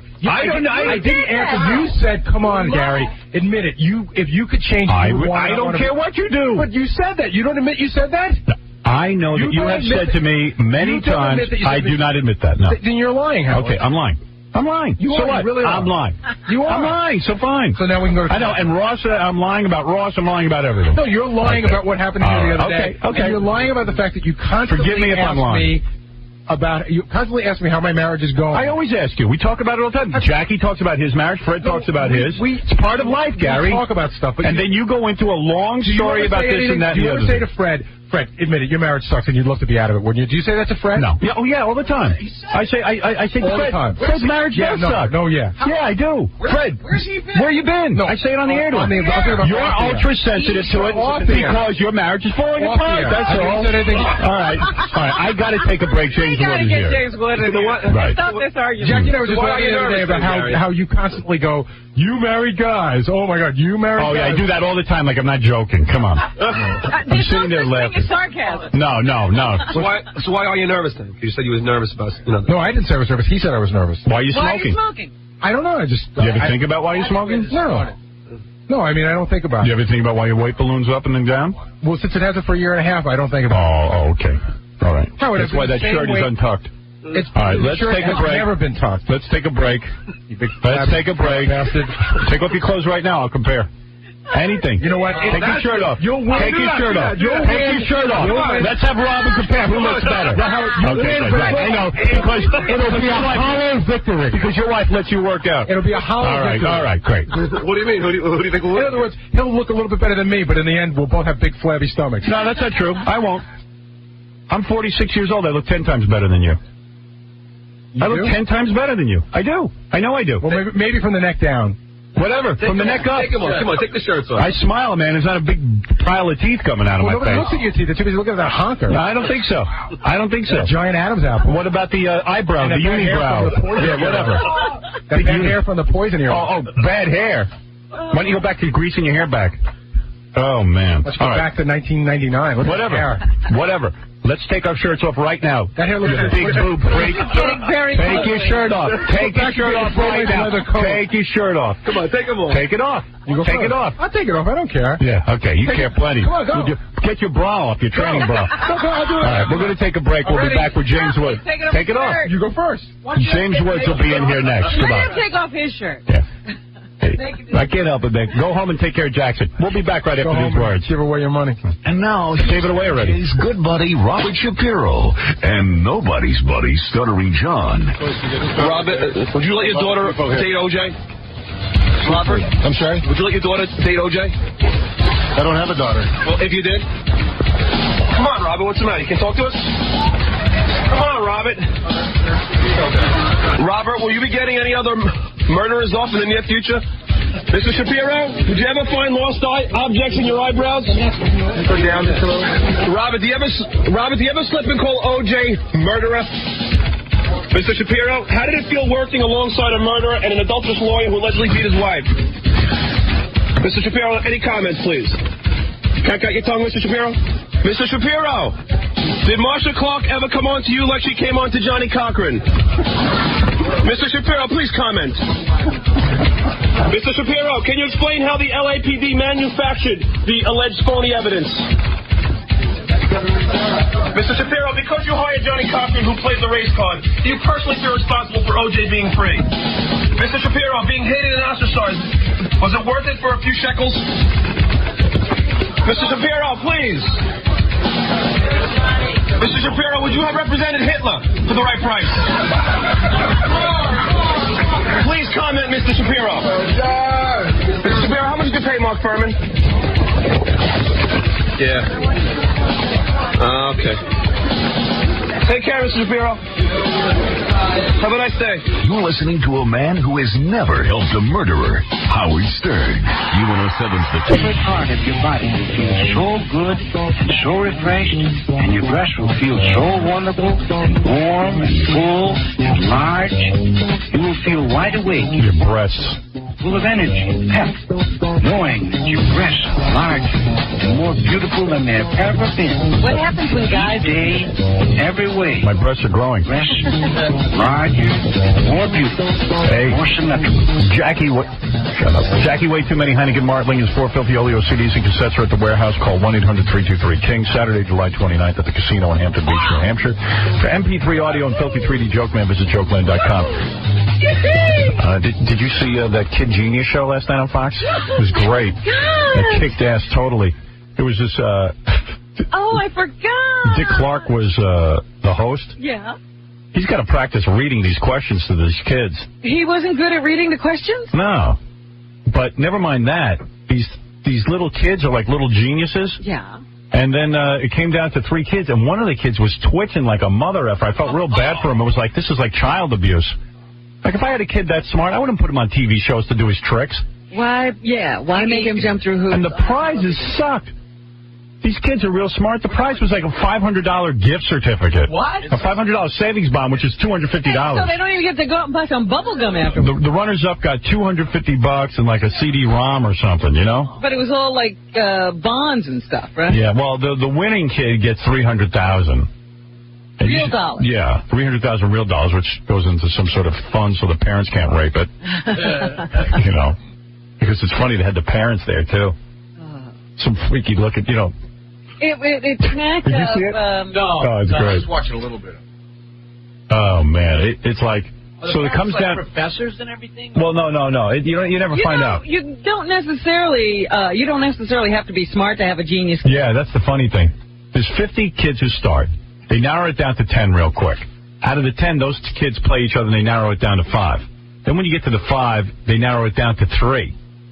Then when it's 3 kids, they start showing the parents and the audience, and it's real because the kids are real nerdy, like they're academics, and the parents look real nerdy too. Like that kid who won, his dad and his mom was like a Viet Cong, and like a white guy married to a Vietnamese woman. Yeah, it was a whole deal there, and I don't know what was going on, but I felt bad for all the kids. I felt bad for this real twitchy kid who was playing. He was the runner-up. Oh, he got down to the final round. Yeah, and he was like. He was like this. Yeah, it was really he was just blinking and stuff. I felt bad for him. I know, because I want him to win, because he has... I thought he was going to win, because I called my daughter. I said, you got to watch this. Watch this twitchy kid. He's real smart. Yeah. She goes, twitchy kid. She turns out, she goes, oh, I see what you mean. But I felt bad for him because, like if I had a real smart kid... How old were they? Like, between 10 and 12 years old. Yeah. Everyone was between 10 and 12 years old. Most of them were, like, in college already. Right. Yeah. You should see these questions, Robin. Yeah, the questions are real hard. Yeah, I saw one question was like, what is the square root of -1? Yeah, no, the guy was like, if you take the vector of 12 and you divide it by 9, and then use all multiple numbers, but whatever. Do you know the square root of -1? No. All right. No. I don't know any of it. I couldn't answer one question. What's the average of -5 and 7? Yeah. You know what I mean? Yeah. No, take all of the whole numbers between 1 and 20 and add them up. How many prime numbers? Blah, blah, blah. Yeah, a lot of numbers. James Woods can probably answer these. James Woods is supposed to be a genius. Hey, let's get James Woods in here, and then Big Black will play clips of the Genius Show because he's got it. I missed it. I can't believe it. It was great. I forgot completely. It was a great show. But I feel bad for all those kids. Me too. My daughter asked me, she said, would you put me on a show like that if I was that smart? I go, no. I said, why do I have to put you on to do tricks? Enough because they don't have any other kids they can play with or talk to, and then they got to compete against each other. You know what sucks, Howard? Because the prize is like, I think the number one prize was $300,000 in a trust fund or something. Right. But isn't that only for college, or is that for the kids? I don't know. It just was real lame. It's only for college. I mean, it's like they could have given him $1 million. Yeah, just give me the cash to spend on whatever I want. In the movie Magnolia, they had a segment like that where there was this game show for kids, and one kid actually wet himself. He got so nervous. It was really hard. This kid was twitching. These kids were like, these kids are so brilliant, and they felt like idiots. And what happens if you've been brilliant all your life and you don't even make it to the final round? That's one of in that movie Magnolia. The great thing was they had a guy on who was a child genius, but now he's like 35, and he just goes to the bar, gets drunk, and he's like, I'm Jimmy Jones, child genius. Yeah. You remember me? That was exactly what this was like. Smart. Hey, you better bring in James Wood. Well, he was waiting, and now he's got to go to the bathroom, so he'll be out in the all right. He's nervous. Sorry, we were running along with... Oh, there he is. Hey, good-looking guy. Robin, I think he's a great-looking guy. You know, I've changed my mind. He is a good-looking guy. There you go. He is a good-looking guy. You're going to tell me he's not a good... He's a movie star. He's a movie star. You know I'm goofing. I love James. Whatever. I have a love-hate relationship with James. No, you just have a love-love relationship with me. I have a hate-hate relationship with you. That's the difference, okay? You know, that took balls. That comment that you made, I thought was one of the greatest comments ever. What's that? When they asked you why you date young women, and you said, look... Same reason people date puppies, buy puppies, yeah. Right, you said if you're going to go buy a new dog, you don't get a 13-year-old German Shepherd, you get a puppy. By the way, I did that just to piss off the feminists, of course. Did you? I mean, they've given us enough grief. He's calculated that way. Let me just finish it. I mean, you're going to have a moment to get in and get your whole feminist tsunami of estrogen against me. No, but you know that to compare a woman to a dog is going to create a tremendous amount of heat. Now, see, you're the only guy, okay? Right. I mean, all the feminists go, oh, by the way, you're comparing women to dogs. I said, no, it's a metaphor. Actually, it was a simile. I said, it's a metaphor, okay? Right. I could have used another animal species. I could have used diamonds. But I said, but you're comparing us to dogs. Only women and you thought of that. But don't you think... Okay, what does that tell you? Do you think you hate women? I love women. You do? I absolutely love women. I don't love feminist women because they're not women. They're guys with vaginas. But, I love, it's a fact. It's a fact. Would you wait a minute? Stay in your glass box over there. Okay? Right. And by the way, she's giggling. See, they love it, It's my theory about why women love Bill Clinton. Okay? Nobody hates women more than Bill Clinton, obviously, for the way he treats them and so on. Right. But they are so enamored of his power. They go, oh, he's great. He's got the English theory, You don't like Bill Clinton. You treat him mean to keep him keen, that's his whole theory. Right. And they love it. They can't get enough of it. Can't get enough of you think because he's mean to them, they fall in love? They love it. It's embarrassing. It's like the Viet Cong fall in love with it. What? See, here's I used to think you were a genius. Now, see, this is all a setup. It's like when the kidnapped victim falls in love with the kidnapper. Of course, it's the Stockholm syndrome. Stockholm syndrome, right. Now, see, here's a perfect example. Have you ever seen her so happy? Right. You're talking about taking your shirt off. She's asleep. Now we're talking about, all this stuff. And now she's back. She's awake. She's got a little color in her cheek, You know what? Next time, don't make him wait. And by the way, here's what's so great about it. Is that you obviously take the bait. You are taking the offensive here. Let's talk about you. It's your turn. All right. Let me interview you. Let me focus on you. Nobody's coming down on Let's communicate. Let's chat. We're talking about our feelings. Let's go through a bunch of things. Okay, yeah. Some of these things I've gone through with you, some of them I haven't, but I want to know true or false if it really happened to you. Okay? Okay. All right. Number one rumor that I've always heard, and I don't think I asked you this the last time. Okay. Sean Young, the actress, beautiful actress. Right. You went out with her. You had a volatile affair. Okay. Right. I started this rumor. I know what you're going to ask. Okay. She glued your penis to your leg. To my ankle. To your I know you're large. No, yeah. Actually, not, absolutely not. I started that as a joke, but it's like kind of a cool story. So I like. Right. So it's not true. It's not actually not true. It's true. And I got to tell you something. Lately, I've been thinking about. But it's a cool idea. You have to admit. Yes, I am so jealous of you because you have a large penis. I really am. I mean, I am. First of all, you don't know that. This could all be. I know it's true. Enough women have said it. It could be enough press hype for all you know. But it's true, isn't it? Well, you know, there are two requirements. It has to be big and it has to work. You know, Right. so I might only be 50% of the way there. And you have taken Viagra. I took it once, yeah. And you had sex for 6 hours on Viagra. No, excuse me. Okay, that's from the Movie Line article. Okay, which is the yearly sex issue, which is sort of a send-up. Yes, I was What in I that. said in the article was 6 hours and 37 minutes, which should be a clue to anybody with a sense of humor, which, of course, therefore doesn't include feminists. Right. You know, of course. Why do you look over when you say that? Oh, I wonder why. Okay. You know what? It's not going to be a rumor any longer that you were glued to. You know, I feel like Long John Silver. I got this parrot on my shoulder. No, but wait, this room. I got you over there pecking away at We me. just want to know the answers to these things. Yes, All right. keep your No, mind of course focused. I didn't go for 6 hours and 37 minutes like I would time it. Well, were it's you possible, though. Yeah, it's I'll tell you who he was with. Okay. I'm sorry, I can't. It was a girlfriend. You say a girlfriend. Yeah, it's an apocryphal story. Don't be ridiculous. How many? Let me understand something. How many girlfriends do you have a year? In a typical year, do you stay with someone for do you have 2 girlfriends a year? 5? Okay, this is a good question. I'll tell you, I'm going to dispel all the myths, okay? Okay. I am probably, believe it or not, so opposite of what my hype. What your own publicity is. Not my own publicity. I don't talk about this stuff. Am I bringing this up? No. Am I bringing this up? No, I'm bringing it up. But you're stand corrected. Come on, stand corrected. Unlike most actors, you're willing to talk about stuff, which is fascinating about you. Well, you know why? Facts are friendly. It's that simple. Right. So I'll just say what you want. The answer. Here's the answer. Go ahead. I lead the single most boring life of anybody. I don't believe that. It's true. How many women a year do you get into relationships with? First of all, I'm pretty serially monogamous, believe it or not. Right. Only because the liability. Serially monogamous. So let's say you meet a woman you like. You have. No, let me understand something. Let's say you meet a woman you like. Right. You start dating her. You like her. Right. Do you date other women while you're dating her? Absolutely not. Okay. No. And at what point do you get so bored that you move on to the next one? I never get bored. I always get dumped. You get dumped? Always. Why do you get dumped? You never cheated on your girlfriend. What are you, Johnny Cochran? Shut up. I mean, all of a sudden it's like, all of a sudden it's like I'm in a deposition here. At what point do you get dumped? Maybe for once in my 53 years, I might have made a mistake. You're famous. Okay, Sheriff Dillon? No, you're famous. You're famous. You're good looking. You're wealthy. Why would you get dumped? You know why? Because, first of all, I deal in a very rarefied zone, which is Los Angeles, where there are only actresses who are, and you have to go, I mean, even you will admit this. That's a long way outside of L.A. No, but I mean, actresses are like a special breed. It's like jumping into a pool of barracudas, because you can take a girl from Iowa who is the nicest girl on earth, you can bring her to L.A., and 3 weeks later, she can be dating Brad Pitt and says, I wonder if I can knock out Nicole Kidman and get Tom Cruise. Right. I mean, in other words, it's always a plot. Always the bigger, better deal. So, in other words, no matter what girl you get, she's always plotting to get the bigger actor, the bigger star. In her mind, in her fantasy. In other words, she might think, they look at the grosses every Monday and go, who had the top picture? If some child actor, 11 years old, she's going to wait for him if he had the top picture. So you're saying the second you get cold in your career, they will leave you? No, if they perceive anything that could... first of all, they're only concerned with themselves. Right. Okay? Right. And I mean, there's an old adage that, an actress is more than a man and an actor is less than a man. And even though I'm an actor, I have to sort of say it's true. It's like actors are always kind of whining, like, am I going to get another part? Women are saying... Okay, I've got the part, I've got the guy, can I have my own country? Right. There's always something better. Do you think Gaddafi could step down and I could take over Libya? These characters. Right. No, I love women, but actresses are seductive. But you end up, because of your business, you end up with a lot of actresses. Now, recently... Only because they're in the company store. Exactly. Right, this is where you meet.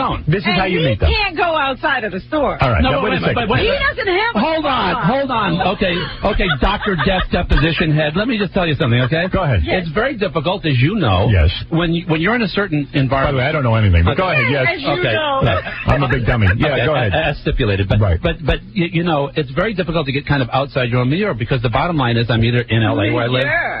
He is a genius. Tell her what you got on your SATs. Quickly, brag a little bit. No, I can't. I'm so bored of that. You got a 1579. 1579. That's almost a perfect score. Yeah. Are you a genius? Well, I was, but now I've been an actor for 30 years, so I'm like... It made you dumb. I couldn't even read the release. I said, these are some pretty big words here. I don't know. It made you stupid. It's like 30 years in the tiger cages in Vietnam. You're like, I kind of lost my focus a little bit, okay? But you're a bright guy. Well, I used to be. Okay, get back to your own milieu and tell us... But the problem is you're around that environment in L.A., so that's over. Okay, so you meet you're on girls. location, so... they're attractive. It's hard if you meet a so-called civilian, and the first thing they ask you is, how do you remember all those lines? You go, oh, Jesus, I can't explain all this, But wait a second, hold it. Okay. I'll tell you why you're a genius still. You've applied your intellect to dating. Because I recently saw you on a show. you were standing next to what appeared to be about a 17 or 18-year-old girl, gorgeous girl. You said the following: "This girl I'm taking under my wing." All of a sudden he's an agent. Yeah, right. I believe she's going to be a big star. She's the next thing. And you have a girlfriend. Okay, a fiancé. Yeah, but the 18-year-old is your prodigy. What is it? A prodigy. Okay, I'm going to be James. I'm going to define the word courage. Okay. All right, go ahead. It's coming on this show within 3 weeks of taking a 19-year-old to the Oscars. Okay? Right. Yeah, you have courage. Because you have to admit that to come on here. I mean, I am a sitting duck. But okay? you're very brave. No, Okay. because you're honest. You're not a phony. She's on deck, is it? I mean, is she... Are you grooming her? Tell me the story. Talk about softening up the battlefield, man. Tell me about her. I don't mean to interrupt. Go ahead. Okay. Now, this I want to hear. Okay, okay. You want the true version? Yeah, the true version. Okay. I'm doing Don't lie. Okay, I'm doing a golf tournament, and she was working there because she was like this kid from Yorba Linda from Orange County, which is where sort of all the Christian right-wing... Right. Tough down. And I'm looking, and she's really gorgeous. A friend of mine who was a manager said, look, if you come across any teenage kids, boys, girls, whatever, like 19, 20, that's where all the casting is. Right. This girl is sensationally beautiful. I said, are you an actress? She said, yeah, I just moved to L.A. I want to start. I said, I'd like to introduce you to a friend of mine because you could get a lot of work. Right. Go ahead. Introduced her to him. Right. He brought her to ICM. They signed her right away, which is unusual because they only sign, usually accomplished people have confidence in the business. Right. And she's off and running. She's doing great. So why would she hold on before the gavel comes down, Your Honor. All right, go ahead. So far, I figured, you never help any young men, though. This is right. Go ahead. There's only so much time in a day. You know what I mean? You take who you have time for. Go ahead. Yes. So I said, let's go to the Oscars. Look sensational. Let's go. And now, do you call her regularly now that she is under your tutelage? That was the only time he was seen with her. Not true. Facts are friend. What are you talking about? Where else was the only time or wasn't the only time? Wasn't the only time. Oh, no, that's true. Yes. Right, sorry, I misheard you. All right. So I stand corrected. Don't have me executed, okay? So are you porking her or not? No. You are not? Yeah, like he's going to admit it with a fiancé. No, I don't have a fiancé anymore. I broke up with a fiancé 2 months ago. 2 months ago? 3 months ago. Whatever, yeah. She's not in your hotel room as we speak? No, or anything like that? No, she's not. I will tell you the truth. Wait a minute. Why do you get engaged? I got engaged because I was in love with that girl you're talking about. I was engaged to her twice, but, at a certain point you can only hear the words Echinacea and Capricorn so many times in your life. Right. Okay, I got to move on. Right. So you really were, I would be shocked if you ever got... that's one of the problems with puppies. They do poop on the rug once in a while. I was really shocked to see that you would even consider getting married, knowing that you fall in and out of love easily. I don't fall in and out of love. I've been married twice. My first wife is still one of my absolute best friends. She works on all my movies. You weren't married long, right? No, the first time I was married like several years. Yeah, but the second wife you had a horror scene with, right? Yeah, and that was, you want to speak unequivocally, not me. I married the Antichrist for like a minute and a half. So you say. I'll give a perfect example. How does that happen to a genius? But let's be fair to her. Let me tell you something about affairs of the heart. Yeah. I don't care how smart you are, okay? Yeah, but wait a second. The smartest guy is like 10 rungs down below the stupidest girl when it comes to stuff, because they are trained, okay? They are trained killers. They are the elite when it comes to interpersonal relationships. The first wife made all kinds of accusations against you, right? No, not the first wife. The second wife. The second wife. Yeah. She said that you tied her up, you tortured her, you did all kinds of things to her. Pulled a shotgun to her head. Yeah, you pulled a shotgun on her head. By the way, all those kinds of things which, if you did them, you might be arrested. Yeah, right. Like, why wouldn't you be? Here's what she said. Okay. She said that you would go around the house screaming that women were whores, liars, and couldn't be trusted, but that she was different. No, hold on a second. Hold on a second. Yeah. Okay, let's take them one at a time. The facts about that is I got the pronouns wrong. Okay? All right, okay. Most women are great. All right, okay. She claims that when her mom was diagnosed with colon cancer, you visited the mother in the hospital and masturbated in front of the mom's bedroom door. Exactly. And they're big on that. In Cedar Sinai. Right. It was nice of you masturbating outside of the mother's bedroom. The mother didn't like that? My lawyer said to me, the only good thing about this lunatic is that she's so over the top in the stuff she says that, luckily you're off the hook. He said if she were smarter, she'd actually make it sound credible. And by the way, is the mother dead? Oh, of course not. The mother's fine. The mother's fine. Yeah, and she's snapping them out like the filter fish. Okay, so the cold still works. She's like the mother in the what was that group? The Judge. She stayed alive. She stayed alive. Just you. How does she hold it together before you said I do so that you would actually go through with it? She was actually dating another guy during our marriage, and our marriage coordinator had fixed her up with this other guy who, by the way, you think I'm kidding, he was the president of Panavision. He called me when they were going through their divorce and said, my God, if I'd only listened to you. All right, but wait a second. Wait, we got to hear this. This guy calls me a week. We've been married 127 days. She's now living with him during the 100. She went for the honeymoon 2 days later, moved out, right? But wait a minute. So he calls me up and he goes, I understand you've been calling my girlfriend a prostitute around town. I said, first of all, that's not true, although, I mean, it's not true that I've been saying she's a prostitute. Right. You know, the rest of it's up to you. Right. I said, and by the way, your girlfriend married me like 23 days ago. Does that, do you think you might be on thin ice a little bit? He said, well, I take umbrage about, you know. So now he calls me 4 years later and he goes, oh my God, why didn't I listen to you? All right, so you say that she's like a, you know, it was a nightmare marriage for you, but she even went to say, and I don't believe this about you because I know you're very liberal. Right. You threatened a friend of hers by saying, Randy, you're a dead man. I've hired 2 niggers who will be by to rape your mother and put a blanket over your head and kill you. You never said that. Yeah. Well, why would you put a blanket over? I'll put a blanket over your head and kill you. Tuck you in and kill you. You know. Right. Okay. So so you never. I think it's pretty clear on record where I stand on most of those issues. Yeah. Is your life? By the way, I wouldn't hire anybody. Okay. Right. I'll do it myself. You do it yourself. Yeah. You don't need any guys to do it. Ever come home in character? Maybe this happened like something like that. No. I mean, I think this is one of those ones where, you know, usually it's a he said, she said in the truth situation. Right. This was the only time I think, and everybody who knows this person and knows the situation. All right, so she makes it all up on her own. It was. I mean, right, but you've had. I mean, but in fairness to her, I mean, a lot of women. She makes Edgar Burroughs look like, you know. But a lot of women have accused, like Sean Young accused you of being pretty wild too, and like so you've been. Wild. Well, you know what I mean. No, I don't know what you mean because here's what I always like. People get like all excited, like, oh, you might be banging a 20-year-old. It's like, yeah, okay. All right, so you're here to say. No. You get to talk every day. Give me 5 minutes. Go ahead. Okay, go ahead. I wish they were. Why is it such big news that like 2 heterosexuals are having sex? Who gives a who gives a damn? Meanwhile, you look at the Oscars. The whole thing looked like right. You know, I mean, that's not news, but 2 heterosexuals having sex is like big news all of a sudden. Exactly. Okay? Do you know that for a fact? Of course not. I'm speaking hyperbolically. Okay? Right. Now, hold on a second. This is a joke. Okay. We get all the lawyers out there. We were just kidding. We get so little time with you. There's so much to ask. Well, you know what? Then instead of talking for 40 minutes about taking your shirt off, which nobody gives a crap about, you're right. I made a mistake. I stand corrected. Thank you, darling.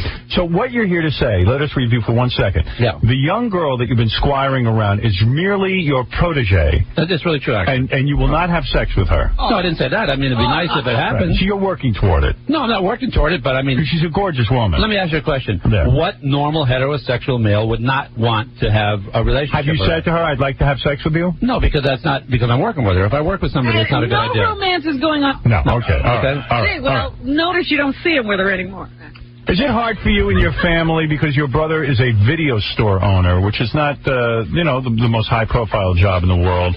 Does he get jealous of you? Absolutely not. My brother, I have to say, is the single most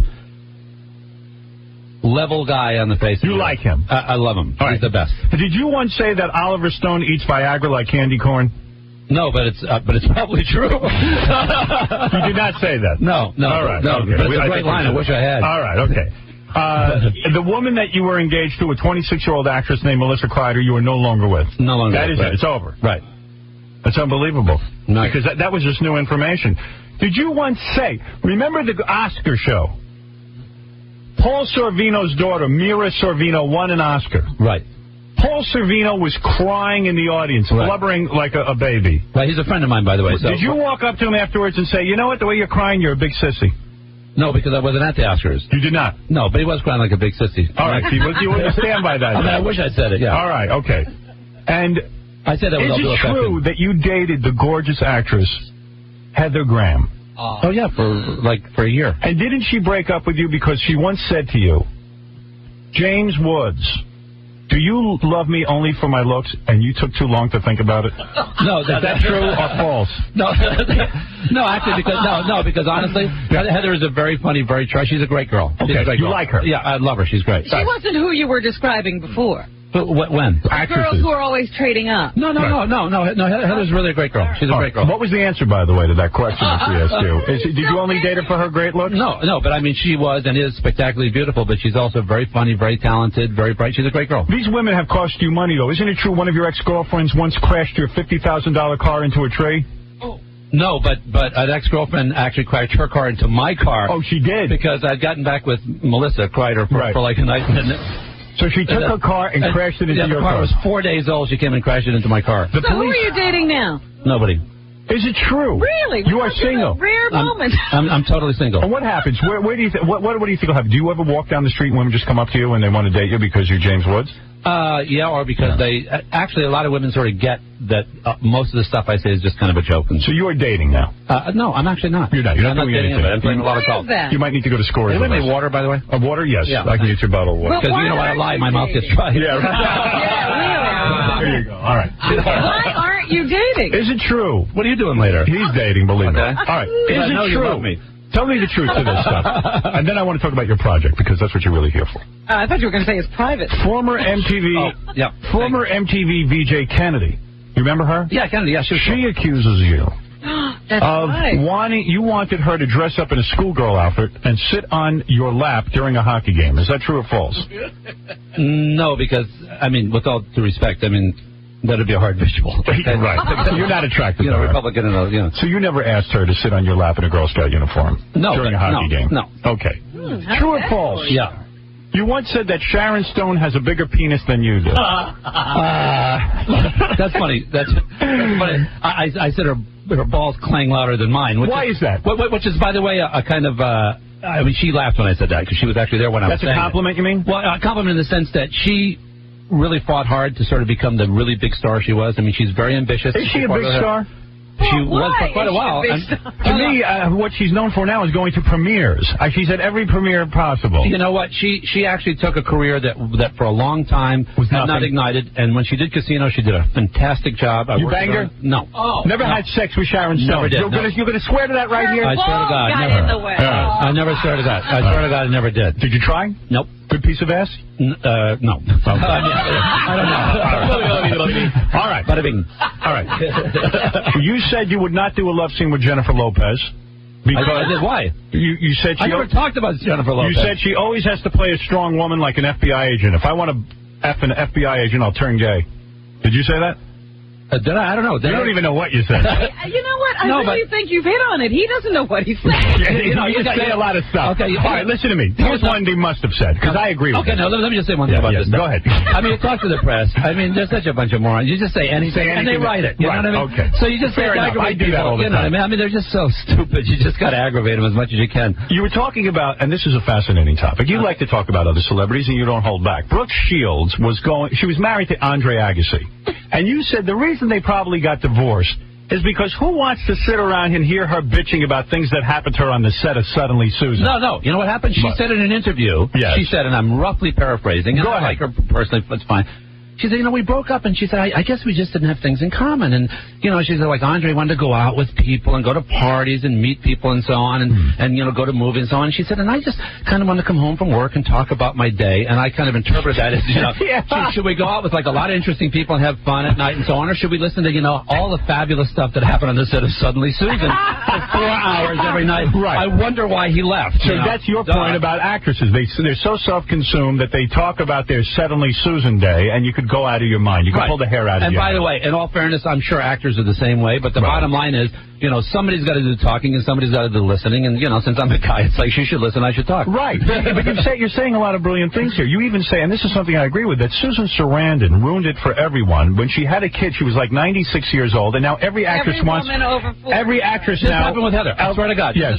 When I was with Heather, the actual incident that happened that I talked about was we were having one of those discussions about marriage. She was 21 years old, and I said, do you ever want to get married? And she said, well, maybe when I'm 35 or 40, I'll meet a guy, and then I'll have a kid, and so on. And I said, and the two things I said to her, I said, one, it's a little riskier having a kid when you're 40. Right. And I said, and two, what do you think is going to happen when you're 40? It's not like, with all due respect, you are like you are now. And she said, oh, you mean with the big knockers and the blonde hair and the blue eyes? Right. That's when I took the kind of echelon beat and said, well, I mean, it might, it's not like... Who's going to want her when she's 40? Heather Graham, when she's 21, walks down the street, like, guys jump on her like a bum on a bologna sandwich. Right, she's like fly paper. Right, like hormonal exactly. fly paper. And by the way, because of all her other talents, I'm sure she'll be attractive all her life and so on. Right. Or on the other hand, there's always that 1 in a million chance she could turn into Zsa Zsa Gabor eventually, but I don't think it will happen with her. She's very attractive. But She will age, I mean, and no clearly, right. nature designed it that those young eggs do attract a lot more. You bet. Okay. You bet. You're at least honest.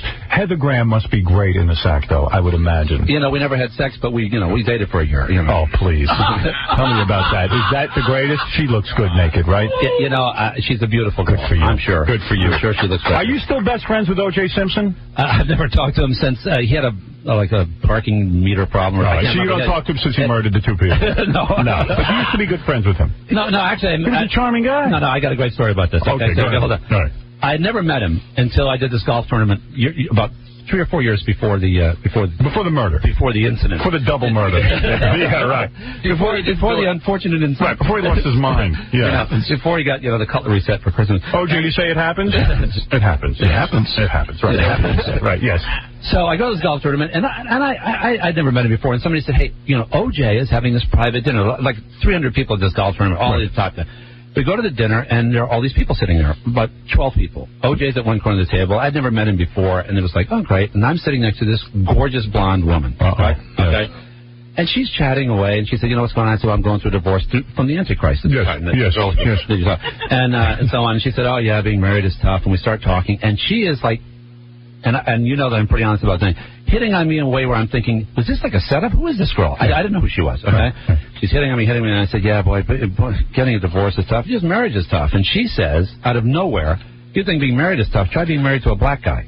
Really? And then there's this, like, all of a sudden, Mr. Genius, the diamond bullet hits me in the brain, I kind of go, how long have you and OJ been married? And I'm thinking, she just met me, and she's putting this guy down. And by the way, like, how about married to a black guy? That's a little weird. Really? I mean, it was like of all comments to make. It was really, but I mean, it was really a creepy. You saying he had a killer? No, it was really a creepy. No, wait a minute, hold on. Wow. Go ahead. It was really a creepy thing to say. It was like really disturbing. So I called. Thank God you didn't go off and bang her. Imagine OJ found out. Well, hold on a second. Hold on a second. I literally, the first impression, I called a girlfriend of mine, not a girlfriend, but a girlfriend of mine. And I said, listen, let me ask you something. I described the whole evening to her. I said, it was so weird. It's almost like they have this weird thing where she comes on the guys and it's like there was something really creepy about it. Yeah. I get a letter from Nicole 3 days later. Dear Jimmy, it was great to meet you. I really enjoyed it with like all the little dots over the eyes being like little hearts and stuff. And OJ is going to be out of town next week. Maybe you could give me a call. So I love Nicole. So I forgot about this picture and this letter. During the trial, my assistant's going through some old files, and she comes over and she said, see this little letter in this picture? I said, yeah. She said, you might want to burn this before you get subpoenaed. I mean, that's right. It was like, it was this, they had, whatever was going on there was so much stranger than anything than we'll ever know. And this wasn't about like she did something wrong, he did something wrong. It's just like that was the weirdest. But imagine if you had been a weak guy, because she was an attractive woman. She was a very attractive woman. And you bang her and OJ you could have been the other guy. She was so aggressive. She was so aggressive, and he was so weird, and so that it was like you just sort of sense danger. I mean, I remember thinking, this is not something. Stay away from these two. I'm not putting my dog in this fight. Right. Even James Woods got that. Yeah. And even James, even a scumbag like that. Thank you, Robin. Exactly. Come out of that booth. You're doing an interpretation. Oh yeah, I'm sitting here on the hot seat, being gracious rather than going and ripping those ridiculous sunglasses off his face. Jimmy, I'm being a cool guy, and you're saying, oh yeah. Jimmy, you're on with James Woods. Hey, Howard, how you doing? Yeah. How you doing? Listen, guys, your best movie, James, Once Upon a Time in America. Thank you. God, I love that movie. Listen, why don't you show Robin why your last name's Woods, huh? Come on. What is? Hey, she's into anal, She's a what?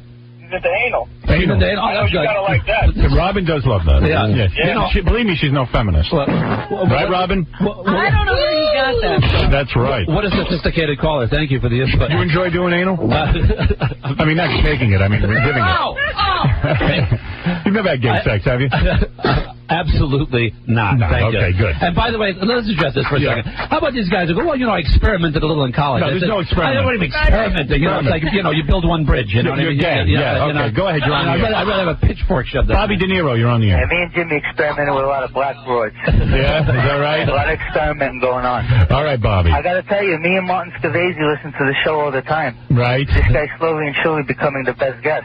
See, he is wonderful. James Woods is a great guest. Thank you. And by the way, I should say this, and I'll interview about this. Dirty Pictures is going to air on Showtime on May 27th at 9 p.m. in all time zones. Dirty Pictures is a new James Wood project, which we'll find out about in a minute. But let me take a couple of calls. Michael, go ahead. You're on the air with James Woods. Hey, how you doing? Yeah. Yeah, Michael, you went out with... James. James, you went out with my sister. Who's your sister? Her name is Cindy. Cindy? Yeah. That's it, Cindy? Did she ever... what? It was a couple of years back. She said you were hung like a horse. Oh, good. See, I've heard that, too. This is like a setup, this guy. He's No. Cindy, hung like a horse. I don't even know any Cindy. But let me ask you something. Example. Are you hung like a horse? Yeah, you are. Okay. Yeah, okay. Wow. Is it fantastic? Because I swear to you, I was laying in bed the other night, and I was pleasuring myself. Right.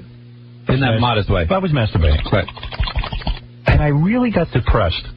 Now, I'm not putting you on. I'm telling you the truth. Right. I said, you know...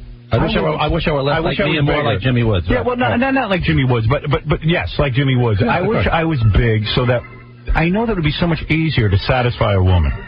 Because they must go nuts, first of all, psychologically seeing this thing that you have. And then even the actual act, there might be some trouble. Howard, let me cut to the chaser, okay? Yeah. It has nothing to do with any of that stuff. Like a friend of mine said, you're a rich guy, right? Okay, you're a successful guy, you're a celebrity. I was a rich guy. Okay. The second you come on a woman, okay, it's like all of a sudden they're on, The Price is Right. $100 bills up in the air. So you're saying that it's all about money. I'm not saying it's all about money, but I think a certain sort of segment of the Los Angeles population has one thing in mind. They couldn't care if you were Secretariat. Okay? Really? Jeff, you're on the air. Okay, I don't know if I buy that, but Jeff, go ahead. You're on the air. Hey, Howard. Yeah. Hey, James. Yeah. My brother went to college with you at MIT. He did? Yeah. What's his name? His name is Sean. He said he saw your penis. It was bigger than the White Raptors. Oh, get out of here. Well, that's something. All right, Diana, you're on the air. Hello, James Wood? Yes?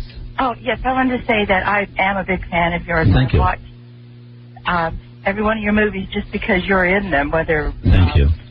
And I even have seen you on TV where just even emotion is an action. And thank you for letting me talk to you. And although, Howard, I hope you can... What are you saying? I don't even know the question. She's saying something nice for a break. It's like an oasis in a desert of hostility here. Okay. That's enough. Thank you, Diana. Jenny, you're on the air. Hold on a second. Thank you, Diana, for saying that. Right. Sad man.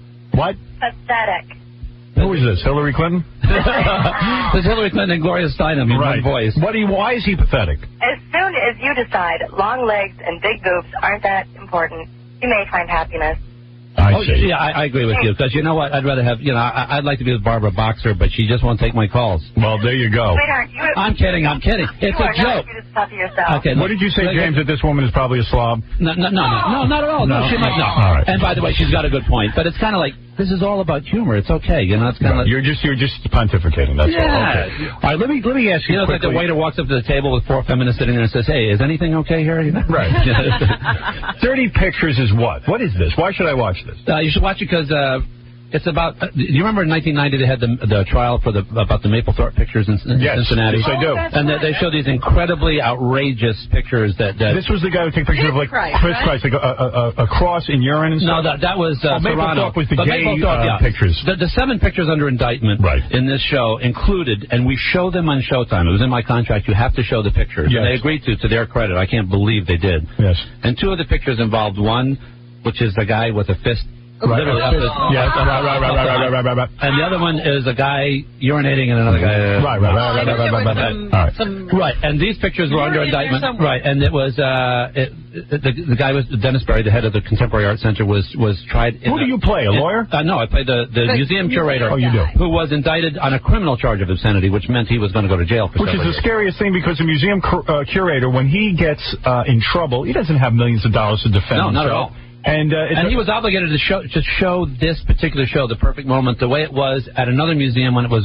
And he stood up to the authorities and said, "Look, this is art, and I don't care what you say." Right, an unlikely hero. However, that said, I mean, one of the things that's going to happen when people see this movie, I think, and because I felt kind of the same way, is like, yeah, I really believe in the First Amendment. I believe that you should be able to show virtually anything in a museum setting. But boy, these pictures are so rough. I keep thinking, man, I don't know what I would have said if I were in that jury. But thank God people like him don't buckle. Exactly. Because, people always say, well, gee, it's too much. But if you're going to have a First Amendment, these are the kinds of cases that are going to test the First Amendment. It proves that your First Amendment rights are there. Yeah, I mean, this is the same kind of thing where, the ACLU lawyers, a Jewish lawyer had to defend the Nazis marching in Skokie, Illinois. Right. Where you say, look, I hate these people, I hate everything they have to say, but if they get to march, then we'll never have to worry about us getting to march. That's right. John, you're on the air. One final question for James Woods. Oh, just a final question? Just a final question. What? I can still do. By the way, after James Wood, the woman is coming in and says she was stalked by Warren Beatty. You know Warren Beatty, right? I met him, yeah. Do you believe that a woman, that he would have to stalk a woman to get a woman? Do I believe that? Yeah. Not a chance in a billion. You want me to bring her in here? You'll interview her? I don't know. You don't want to meet? You have enough of that. That's all I need. I mean, because you know what? That is what you call a no-win situation, okay? Okay. You know? Yeah, go ahead. I didn't want to know her. Howard. Yeah. Didn't James Wood get punched out by John Tesh one time? No. You never did. I only met John Tesh once, yeah. And he was nice to you. No, what happened was... Anybody, would he? No, I don't know. I mean, he might have... You could kick his ass, I hope. Yeah, well, one would hope. You've heard that music. He's not punching anybody. No, what happened I have to protect my hands. He left his wife of 8 years by leaving a note on the coffee table, and I was dating her for a long time. He's a lovely, lovely person, and you wouldn't do anything so gauche. No, what happened was his lawyer tried to subpoena me in their divorce. Like, what did I have to do with that? Yeah, you were just dating. So I said, in the press that, I'd sort of eat him and his ball-headed lawyer for breakfast, and the lawyer got all pissed off because he was a ball-headed guy. But you guys never got into a fist fight. No, how do you break up with women? I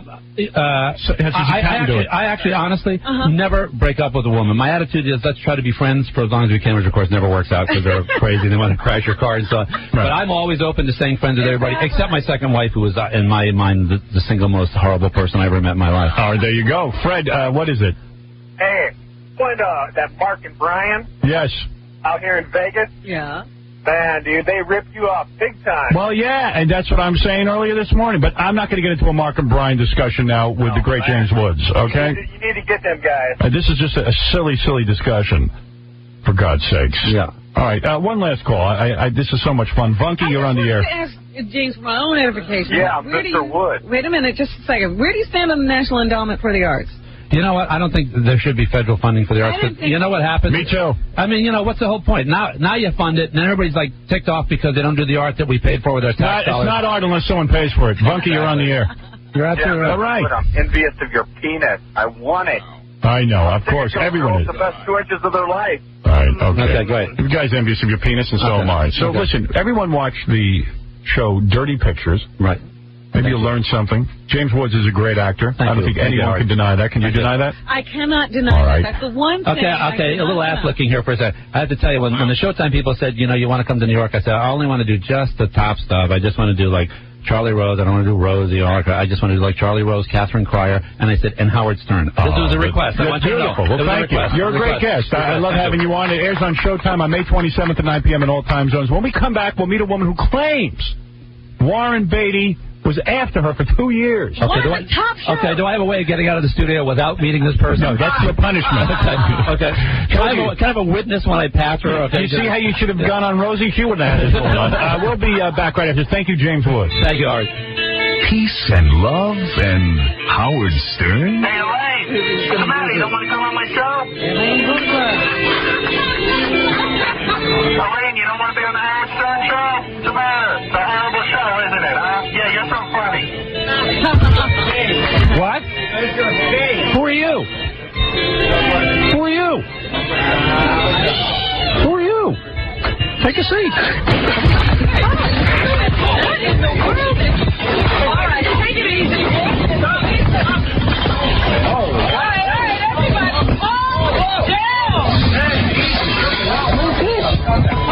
What's with this guy? You all right? I don't know who he is. No, I'm okay. Sit down. It's not a matter of taste. It's somebody in the face. I hope you had a good lawyer for hitting people. We didn't hit anybody. You hit us first. We didn't hit anybody. Yeah, we'll see you in the lawsuit. You're a funny piece of shit. What's going on? Is there any where is McGann now? Who is this guy? What is this guy? Don't you insult me. I'll sue you for slander. See you in court. Thanks, Elaine Boozler, from your friends at the Howard Stern Show. Hey, I had a laugh. I mean, I like Whoopi Goldberg. Don't get me wrong. I don't mean to pick on her, but she's the spokesperson for Flues.com, a sponsor of mine, and they have like a picture of her hanging up, like a billboard. There's billboards on the buses and stuff like that. Yeah. And they got this airbrush picture of Whoopi that looks absolutely sensational. I mean, it just doesn't look like Whoopi. So when you go to Hollywood Squares and you're looking for the woman on the poster, it's there's just no way. It's like, who am that? Oh. Come on. Yeah, I mean... You didn't know it was Whoopi? Well, you kind of do. They tell you. Well, they don't tell you, but you kind of know. Kind of reminds you of her. What Whoopi should look like in a fair world. It ain't the same woman you see on Hollywood Squares. Now. It ain't who you wake up. I was on some website last night. I love these websites. It was like some dude, like a dermatologist guy who just analyzes people's skin and like people have acne scars and stuff like that. Like they show you Sandra Bullock has a big scar on her eye. Really? They show you some cool stuff. I should write. I got the name of the website written down. I'll give it to you. But one of the people can find flaws on anyone. You know, one of the things they were showing in Whoopi Goldberg is they say a receding hairline. Oh, please. That she said she's like, I guess from braiding her hair for too long. They say her hair is going back? Yeah. I go, that's fair. Oh, boy. She needs that. All of that and bald. And bald. Bald chick. Leave Whoopi alone. Yeah. But, you know, the one thing, what is she doing with her career? That's what I want to ask you. She does the Hollywood... Is she a movie star anymore? Yeah. She's doing movies. She does. Yeah. Because I haven't seen any. And she does the Hollywood Squares, and she's a spokesperson. And now I see she's hosting some Peanuts special for CBS. I think when it's 50 years. In fact, Charles Schultz was involved with it. Is that true? Because I was like, isn't he dead? He's dead, but right before he died, he was working on this 50-year anniversary special. Because they're saying there's anime. I said, he's like one of these people who does records, and after he dies, a new record comes out. Yeah. This was the last thing he was involved with, supposedly. Okay. But... I mean, she's one of those rare actresses who can get away with being on TV and a dumb show like Hollywood Squares. Doing commercials. And still be viable for movies. You know, I just wondered about that. Wonder no longer, Robin. What other questions do you have? And my other question is, well, I guess she is a good host for that because she does have that tattoo of that bird or something from the Peanuts cartoons. That's her tattoo. Woodstock, yeah. So I guess she loves Peanuts. And where does she? How could you even notice that? She told me. See? Oh, I see. This woman who's coming in, where are my notes on her, Casey? I lost it again. And one other thing I have to say while you're looking is that Dawson's Creek has made a comeback. Oh, yeah, I didn't see it last night. Or whenever it was. Well, it comes on tonight. Last week's episode was excellent. Yeah. Hey. Where are my notes? Did you give them to me? Yeah, I can't find them.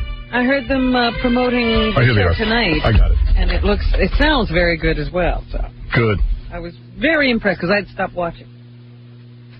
There's this other cool website I'll tell you about that predicts. You know how like shows go bad? It's like TV shows? Yeah, like do you remember when? Do you remember when like All in the Family got bad? Yes. When was it for you? Archie Bunker's Place. When it morphed into that, and all the regular cast members had gone. See, I thought it got bad when he adopted the niece or whatever she was. Well, that was Archie Bunker's Place. Yeah, but didn't he do that on the show? Probably. Edith was still there, yeah. Or you know what was for me, maybe even? When Edith started getting raped. And, yeah, when they start tackling the social issues. Yeah. The menopause, the rape. Archie got soft. He became like a liberal. That's right. You're right. But some people say it's as early as when Rob Reiner, Sally Struthers, and like all the regular members left, and it was just Edith and Archie. And Archie. That could be true. Yeah. Well, anyway, so there's a whole website. You name the TV show, they tell you when it got bad. Yeah. Okay. It's great. Like on Andy Griffith's show, it was when Gomer became Goober. Right, Gomer was gone, and they brought in Goober. But you know what? I was watching the whole marathon they did on TV Land, and did you know everybody loves Floyd the Barber, right? Right. Floyd had a stroke during the show. Did he? Yeah, and that's why he talked that way. And they used to work around it. They had built a special chair so they could prop him up. Oh, I didn't know that. It's like the original Weekend at Bernie's. Right. Wow. Prop up Floyd the Barber. Absolutely. Ooh, Andy. And that's why most of his scenes, either he was in that boat fishing or he was propped up. Oh. Yeah. I didn't know that. Now you can see it when you know that he had a stroke. What is it? We were talking about some of the other shows. I know the Brady Bunch. Everybody out there had the same thing, and I think on the website it's 43%. When they added Oliver, who you probably don't remember, but I don't. This little blonde-haired kid that was their cousin. When they start adding like weird relatives and stuff, that's when most shows go bad. Yeah. Right. Even My Three Sons. When they adopted Ernie. That was bad. Yeah. When did Happy Days go bad for you? See, Probably for me, when they married off the Fonz, you know, when he softened up. you know what it really is? It said it on this website, and they're right. I forgot about this. Remember when the good-looking, like, cousin came in? The blonde-haired guy? Ted McGinley. Ted McGinley, yeah. That was bad. It really sucked by then. That was bad. Yeah, for me, it was Leather Tuscadero. Pinky I could live with. Leather I hated. Leather Tuscadero and Pinky. And even Pinky Tuscadero. It started getting real bad. Yeah, but when Fonzie is now advising the parents, you know, that was like... When Fonzie got nice, it got bad for me. And for MASH, they hit it right in the head. When Trapper John left and BJ came. Yeah. To me, the show started to stink after that. Yeah. Yeah, you named the show. Here, I could get on the website. Yeah, because this is fun. You like that? Name your show. I'll tell you when it got bad. Let's see. Bewitched. The Darrens. The switch of the Darrens. I already read that All one. right, I Dream of Jeannie. When did it go bad? You want to know? And also, I was looking at this last night. Kids shows, any show with kids like the Wonder Years, as soon as Kevin hits puberty, show sucks. Right. Whenever they bring in a new kid, you know they're in trouble. Right. Or when they marry the characters off. You want I Dream of Jeannie? Yeah. All right, hold on. You see, it takes me a second to figure. I got to go through so many shows, and I'm only on N. I'm going backwards, obviously. What was it for you, Robin, on I Dream of Jeannie? I bet you know what people will say? When they got married. When it went to color. Really? Because people were pissed when Bewitched went to color. Oh, but I'm almost here. I Dream of Jeannie. You know, it's so funny because we're all different generations, or at least... All right. Yes, Jack. All right. I Dream of Jeannie. Jeannie's evil twin got votes. I Do, Master and Jeannie. 8 votes. Right, when they got married. Yeah. Marriages and relatives that come from out of the woodwork are always a bad sign. Right, because that was definitely the end of Rhoda when she married that guy. Here, in Living Color, when did it get bad? The Wayans leave the show. Yeah. Keenan leaves the show. Too much Homie the Clown. Right. Yeah, when Damon took over the show. Right. Fire Marshal Bill. It was a little too much Fire Marshal Bill. They started to go with him. Like when Keenan left, all of a sudden there were these guys who just did every character they do in one episode. Imus in the Morning. Oh, sweet. That's not a TV show. Recycling the same gags again and again. The Ranch. Oh, copying Howard Stern. The Ranch. Oof. That's when it got bad, because that impression he does of me is awful. Name the show. You know what was interesting? You just went by I Love Lucy. When it got bad? When they divorced. No, probably I Love Lucy got bad when they moved to California. Or moved to Connecticut. No, the suburban move. Moving to Connecticut really ruined that show. I Love Lucy. The Birth of Little Ricky. Oh, that was great. Never Jumped. Means some people think it never got bad. Oh, okay. Moving to Connecticut. The Trip to California. Fred Doesn't Like Ethel. Lucy Gets Pregnant. Oh, then none of them hit that. No. How about the Bob Newhart show? Bob Newhart show? The new one or the old one? The old one. Because that was a great show. When did it go bad? Oh, Bob. When did the Bob Newhart show go bad? Yeah. There was a whole bunch of cool shows on here. Yeah, I wish you hadn't asked me a B. I got to go all the way back. It's on here. Trust me, it's on here. They got every show listed. Sometimes people don't vote on a particular show, but I bet you Bob Newhart has it. You might have to go to... You think I have to go to T? I think you have to go to N. N for Newhart? Oh, you think so? But no, here, Bob Newhart show. Okay. Bob Newhart show got bad. When? Boom. Let's see. This guy says first show. Emily pulls her hair back. I Do, Carol and Larry. I don't know. Not much thought to. I must have been out of there by... Most people think it's a perfect show, so... Yeah, because I can't really think of a... No, whatever. Like even Dallas. How about Seinfeld? Went sour. When did it go sour? How about Seinfeld? Oh, Seinfeld sort of held up except for that last episode. Yeah, that's what most people say the final episode on Seinfeld. Really? Yeah, for ER they say it's when George Clooney left and when they added that girl that just left the show. Kelly Martin. Like most people said when Kelly Martin came, that's when the show got bad. Suddenly Susan. I thought it was bad from the beginning. When Judd Nelson left. Let's see. Suddenly Susan got bad when? And answer is... Day one. They totally changed the storyline. Special guest star Mindy Cohn. When Susan and Jack did it, news radio ripoff. There was, do they think Friends has gone bad? I'll tell you in a minute. You want to know? Yeah. All right, Friends is the last one because I got to get to this guest of ours. All right. And we got a lot of stuff to get to. Because Friends is still on. Oh, I looked at Friends last night. There's some funny stuff. And I want to play some tape from that Genius show from last night. Yeah, I want to hear that. It was great. Never went bad. Little kids pit against each other. I like to meet the parents. Could you answer the questions? No. Oh, come on, Jimmy. They were genius questions. I answered about 3 out of the whole hour and a half. And they certainly didn't have to do with math or science. What show am I looking up, Friends? Yeah. All right, hold on. Give me a sec. Friends.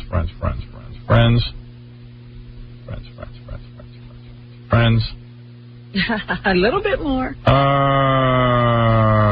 Freaks. There it is. Friends. Okay. Friends got bad when? Answer is? Survey says. Hello, darling. Hello, love. Boy, there must be a lot of activity on this one. Friends got bad when...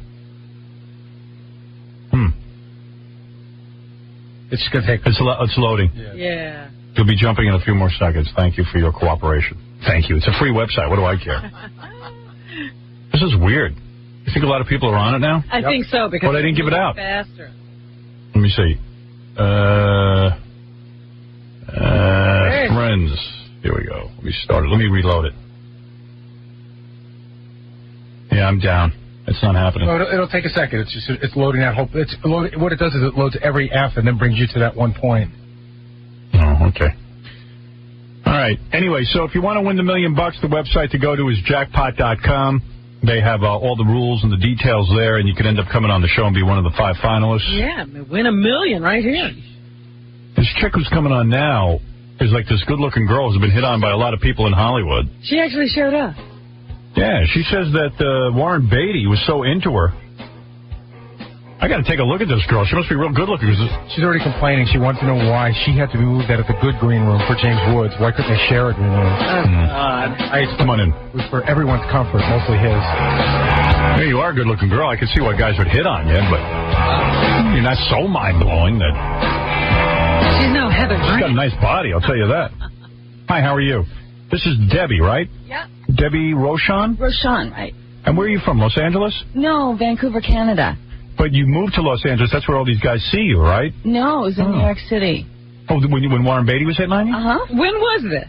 That was 10 years ago. Robin's over there. Oh, okay. Hi. Right. Yeah, you are a good-looking girl. Oh, thank you. You're very attractive. Thank you. How old a girl are we looking at? 31. 31 years old. That's not that when old. you were 21, you're saying... Yeah. You were really smoking. Yeah, you know what I was going to tell you? I was going to say that I saw James Woods in the hall, and I think he's stalking me, but then I thought... Could be. You never know. Yeah, you don't know. But I heard what he said, and, maybe he's friends with the guy. Who knows? Well, okay. Yeah. So let's get this straight. You're saying that you're kind of like a girl who was in some movies. You were a scream queen, whatever that means. You like the scream movies? Yeah. Horror like movies? really low-budget B movies. Yeah. Okay. Mm-hmm. And I'm looking at, you are, I guess, I don't know. I'm trying to... What? I'm just trying... Do you have any pictures of you 10 years ago? On my website. Oh, you have a website? Yeah. Of course, everybody has a website. Yeah, I know. Everybody has a website. Yeah, I'm the one. I'm a last old. But I wasn't even doing any of that stuff at that time. You have DebbieRochon.com? Yeah.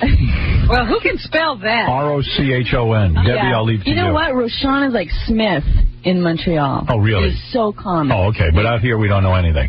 Yeah. So did you have breast implants? Yes. Oh, yeah, because you're big. Maybe that's what it is, too. I was like, but I wasn't at that time. Really? Yeah, I was like an A. But, now I'm a C. Warren Beatty is a talent scout. So, he saw He's something. a talent scout?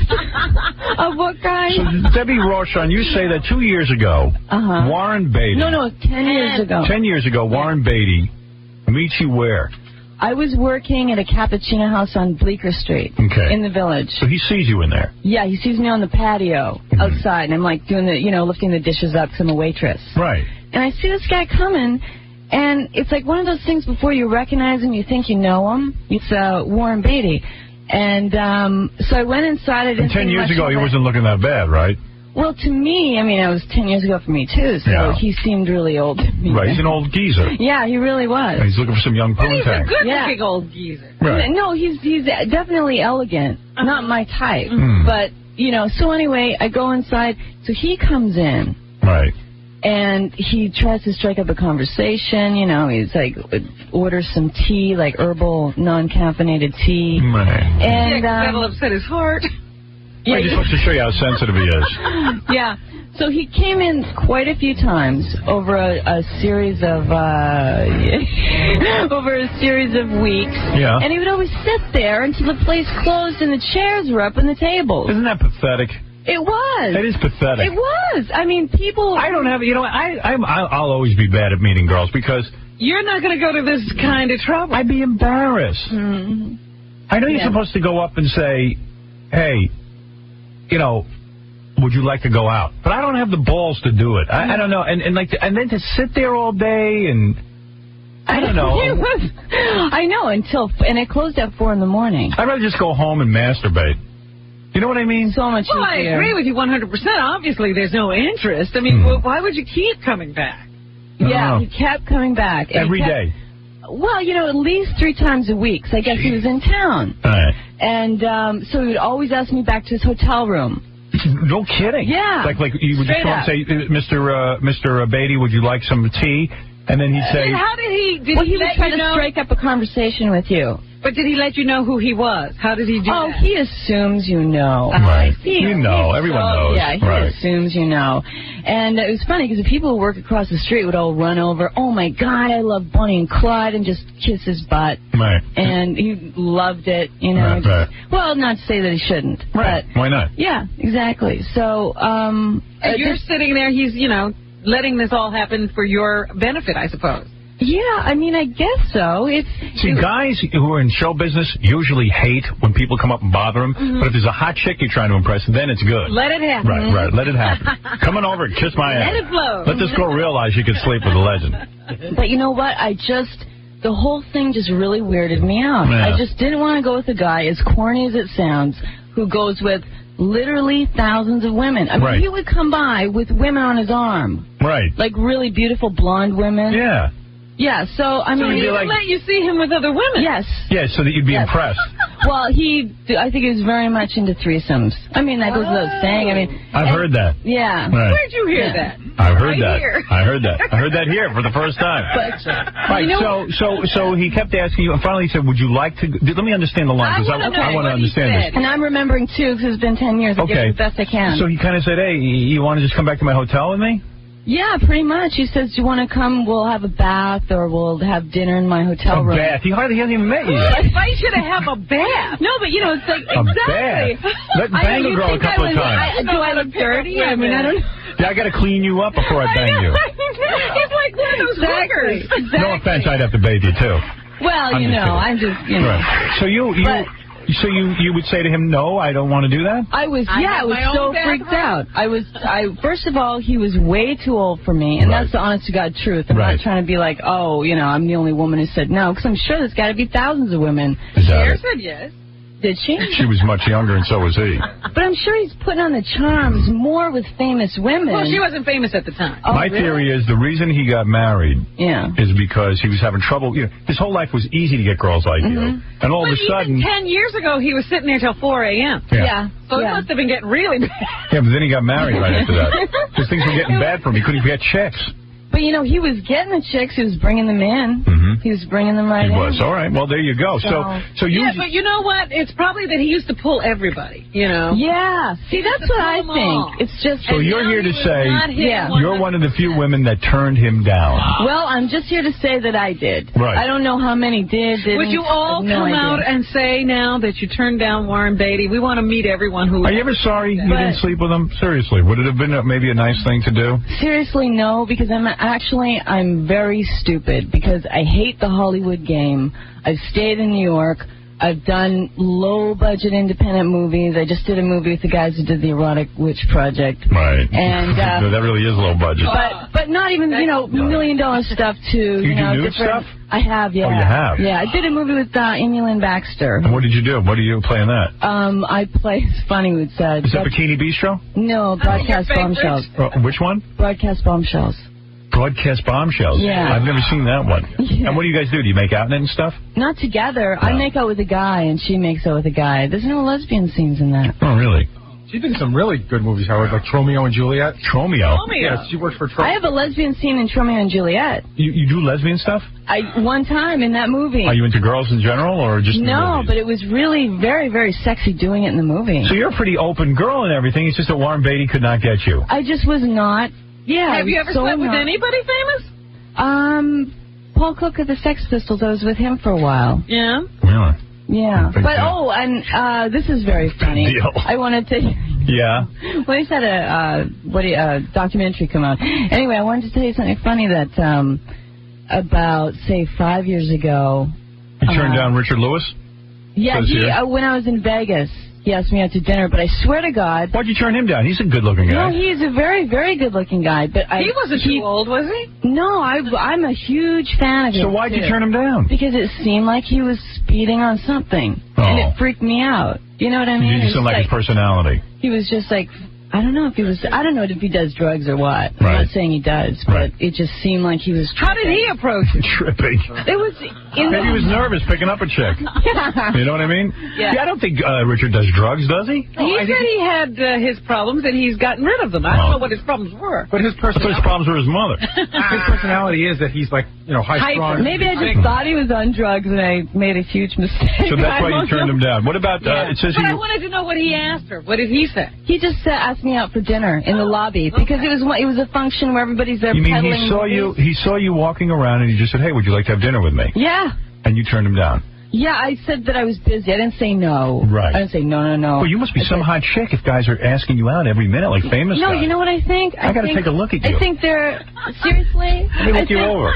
I mean, why? I mean, I think you're a beautiful woman, don't get me wrong, but I'm just like, but men why? are carrying on. No, but you know why? I'll tell you, Howard, seriously. I think, anyway. Yeah. They're just hitting on so many all the time. That's I don't true. think there's anything special about me. The numbers. I think it's the numbers. No, you're a pretty girl. You are. Well, thank you are you. pretty. Yeah, they're not hitting on dogs.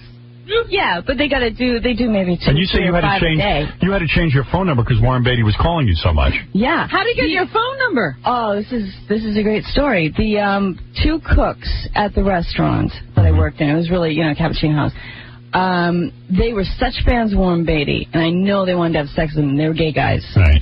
And they were so taken with him that he kept coming in all the time. That one night I wasn't working and he came in and they gave him my number. Oh, boy. And so he started calling, and I had this roommate, and she was just freaking out. She was like, Warren Beatty. Warren Beatty, tell me, give me his number. I'll go over at 3 o'clock in the morning. She was saying that. Oh, at 3 o'clock in the morning? No, she said that, she'll go, she was like, give any example, I'll do anything. Wow, he really wanted you. And why did you get the implants? When did you get those? What was that I about? got them, actually, in 2.5 years, it'll be the 10-year anniversary, and then I'll have to get them rotated. Rotated. Yeah. Well, don't you do that every 10 years? I don't know. I guess it's like tires. I know. I turn my mattress every 6 months. There you go. So, yeah, about 93. Charlie Sheen and Lou Diamond Phillips? Oh. You turned them down. No. It's not true about Charlie Sheen. No. Charlie Sheen and Martin Sheen were staying in a building that I was staying in, and I knew, and I just observed them. I had no contact. Lou Diamond Phillips asked you out? Yeah, he was really, it was in the same thing as Richard Lewis. It was one of those VSDA shows where it's like everybody's peddling their videos and all the celebs come and sell them. Yes. And he was just, I don't know him again. I'm just giving you my personal experience. This could be completely wrong. Yes. But he just seemed so, you want to talk arrogant. Really? You want to talk arrogant. He just thinks... Like, honey, give me your sexuality. He just has to look at you, Right. And you're just supposed to die. Yeah. So you were proud in a sense. You were here to say, I turned down some of the best, and I have not succumbed to their star power. Well, you know why I'm really here? Boy, I wouldn't ask you out because I wouldn't ask her out because who wants to be rejected? No, I'm here because I'm a really big fan, and I'm not into. It's not like I'm. Want to go out? I want. Yeah. It's not like I'm running around at this story because Extra did a piece on this, and I refused to talk to them. You did. So but Chauncey Hayden did. Oh, Chauncey's your pal? Yeah. I see. Oh, okay. You know he's here. Yeah, no, I didn't know that. Oh, you didn't know? No, so he talked you into this? No, he was talking to Casey. I see. And Casey said, "Oh, this sounds interesting." Okay. So of course I said yes. All right. Well, good. I'm glad you Lou did. Diamond Phillips, in his defense, he could have been, just off that whole thing where his wife left him for a woman. Yeah, he had to go prove himself. Yeah. But what happened? He was so good when he started out, and Mike, then he started getting. It's hard to get good parts. Mike, you're on the air. Howard, Yeah. what are you doing entertaining this girl for? Come on, she's 21 years old. She's 31. She's 31. Yeah, you were 21 when Warren Beatty was there, though. Mm-hmm. You would have been all over him, doing B movies and everything else. I wasn't doing that at the time. She's saying she turned him down. I wasn't making movies at that time anyway. 10 years ago, she's going to remember what kind of herbal tea he was drinking? I guess it's a big story to her. Tony, you're on the air. Hey, Howard. Hey. I love your show and everything, but I can't believe you're sinking to a low where you got a girl on that's talking about somebody she met 10 years ago. Who really cares? You don't care about this? No, let's move on to something real good. All right, then we'll get to the Kid Genius stuff. Sounds great. Yeah, all right. Thanks a lot. Would you sleep with Warren Beatty now? Sure, Now that you do she's trying to get his number. Let's get to Colleen. Colleen, you're on the air. Well, Howard, Yeah. can you please get that bitch off the air? Why is that? Because who cares that she turned down guys? I don't care. Right. Would you have slept with Warren Beatty? No, I don't want that white boy. Oh, exactly. Right, thank you. Well, there it is. People seem to be hostile that you turned everyone down. They really don't care. And not all that interested in your story. I was interested, but it's a pleasure to meet you. Thank you very much for your time. Debbie Rochon is at DebbieRochon.com and also at IATA.com, the same as Chauncey.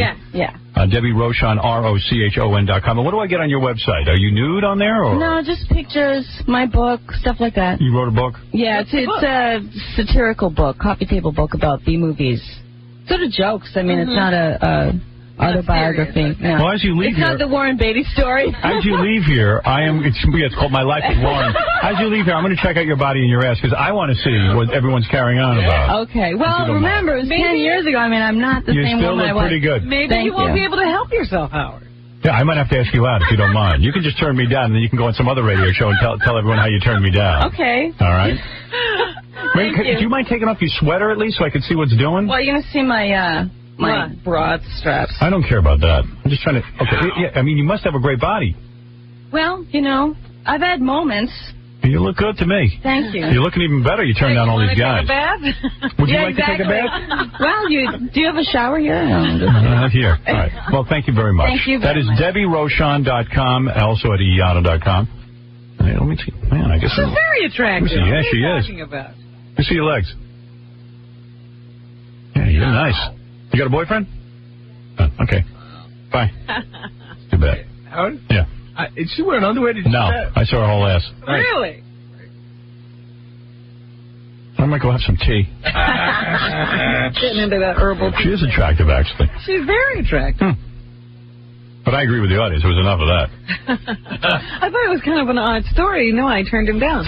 Well, Casey made it seem a little different when he pitched it. He said it was like he was stalking her.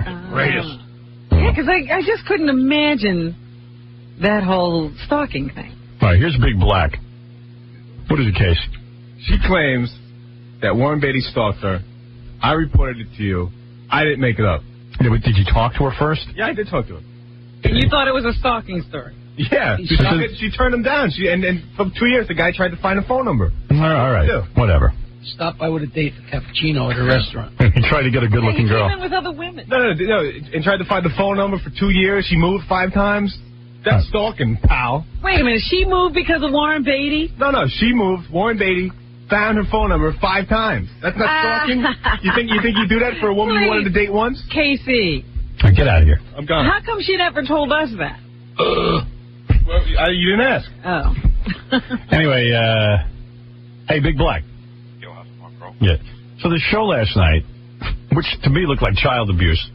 Even the promos were like, hey, watch us abuse the smart kids. It was 50 of the smartest kids in America. Like, these kids were really bright. High SAT scores, all of them, like, entering college at 10 years old. Yeah, they're like 10 and 12 years old, and they've already done the SAT. Yeah, so they were, like, real bright kids and stuff, and they're standing there on the stage. Who even knew there were 50 of them in the country? Yeah. And Dick Clark's up there, who, Dick's a nice guy and everything, but he's the brightest bulb in the batch. Why have him asking these questions? First of all, he appears to be losing it, Dick Clark, because the guy could barely read the questions. Quite a few times last He was flubbing all over the place, and then sometimes they don't even write the questions on the screen like they do on Millionaire, and you don't know what Dick Clark's even saying. Yeah, there was one time he read a whole long thing. He was like, what are you saying? Yeah, the kid even was like, what? He couldn't understand it. Well, he was nervous, Dick Clark, and he was rushing through the questions. But also, probably, since he doesn't understand these questions, it's hard to make sense out of something you don't understand. Yeah. Well, anyway, whatever was going on, Dick Clark was all over the place, and these kids, one kid, the second runner-up, he was twitching all over the place. Blanky. And I felt bad for the kid. Now, did they span all kinds of information, or was it just mostly math? Everything. Math, geography, science, academic subjects. No BS trivia, you know what I mean? Like Millionaire. Yeah, What? like who was in what movie? Some of them, you can get if you guess. I got like 3. Like, what was the tallest mountain in Africa? The kid said Mount Kilimanjaro. Yeah, he said Kilimanjaro. But they gave it to him anyway, which was good. Don't forget, these kids are 10 years old. No, don't get me wrong. I mean, some of those math The only one I knew was Manifest Destiny. Manifest Destiny. You see how it is? I knew the AB blood question. Like, I didn't. Oh, you didn't know that one? What was that question? If you're a type O blood type, what is the one type you can match with or something? No, that you can't. Your kids can't be. Oh, if you're type O, what can't your kids be? What AB. type? AB is the answer. I didn't know that. Yeah, that's what I know. Couple of them. But those kids were freaking out when they lost. Like every time a kid lost, they would like just go into like a trance or something. Yeah, it's just weird to make kids feel like they're losers. Right. I told you I had, there were geniuses in my school who took special classes, and one girl got a B on a test. Committed suicide? She was standing on the roof of the building threatening to jump. She Wow. did jump. She didn't? She did jump. She did. Yeah, she wound up in the hospital. My parents would have been singing a dance if I got a B. Did you give her like a pep talk? I flunked everything in school. I flunked everything. No. Yeah. Then how'd you graduate? Yeah, but I would always just marginally get by. Then I'd study a little bit. And he had tutors. I was a real disappointment to my parents. You have to take all your, Regents tests, right? Yeah, I did good on that. I got a 98 on the algebra Regents. Wow. Yeah. That's good. How'd you do that? I don't know. I just guessed. I don't know how I did that. I got a 97 on my physics one. Oh, please. Shut up. Meanwhile, you're unemployed. Meanwhile, you're taping stuff for the show. I sit at home, though. But that one kid was twitching so badly, and I felt so bad. You got some tape? Play some tape. Yeah, let me play you a pretty good one right here. Let's go on. What's the scientific term for the main windpipe of mammals? It's the esophagus. You're sure of that? Uh-huh. Sam, I'm very sorry for you. It's the trachea, and that will take you out of the game. The windpipe. You have such good luck. You got a lot of nice prizes. So he was trying to do a millionaire kind of thing, though. Yeah, some of it was like Millionaire. Oh, God, some it was of the wasn't. same color of the set. It was the... every game show now is like Millionaire. Yeah. Same music. Yeah, they kind of like phony. Dick Clark, one thing about him, that dude will rip off anything. Oh, not a problem. Finally starting to show his age, Not you know? a problem. He's like 80 years old, man. Yeah, I know. I'm saying. I mean, he looks so good for so long. He looks pretty good still for an 80-year-old, but he should mellow out with that. Not as good as Regis. Regis looks good, but they say Regis is going to kill himself doing all these shows. Regis is going to What? How many? What does he tape? Like, it's no big schedule. First of all, week? doing that show with Kathy Lee is an easy show. You don't have to prep for that. Well. It's just fluff interviews. Well, you just have to sit there and listen to Kathy Lee, which is kind of tedious. Yeah, maybe that's tedious. And Robin, you think Dick Clark looks better than Regis or the other way around? I think Regis looks better. Yeah. But Regis is like 30 years younger than Dick Clark. Not 30. 20. Not 20. No, Dick Clark's 87. Oh, yeah. Lying about his age. 87. Yeah. It's older than Jackie. Oh. That I don't believe. All right, play another clip. A fire engine siren sounds higher as it nears you, lower as it drives away. This is an example of what? A, auditory duration. B, the Doppler effect. C, frequency modulation. D, Marconi's corollary. Enter your Doppler. answer I didn't know that. now.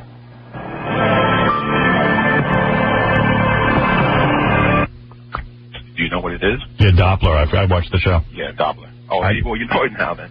Yeah. All I know is I called my mom during this, and I go, Ma, what are you and Dad doing? We're watching Regis and Millionaire. So I said, quick, you got to put on Fox. They're doing this Kid Genius thing. It's better than Millionaire. What? We got to hear this conversation. I said, you got to put on Fox. I could tell she was getting nervous because my father loves Millionaire. Right. She was like, he's watching Millionaire.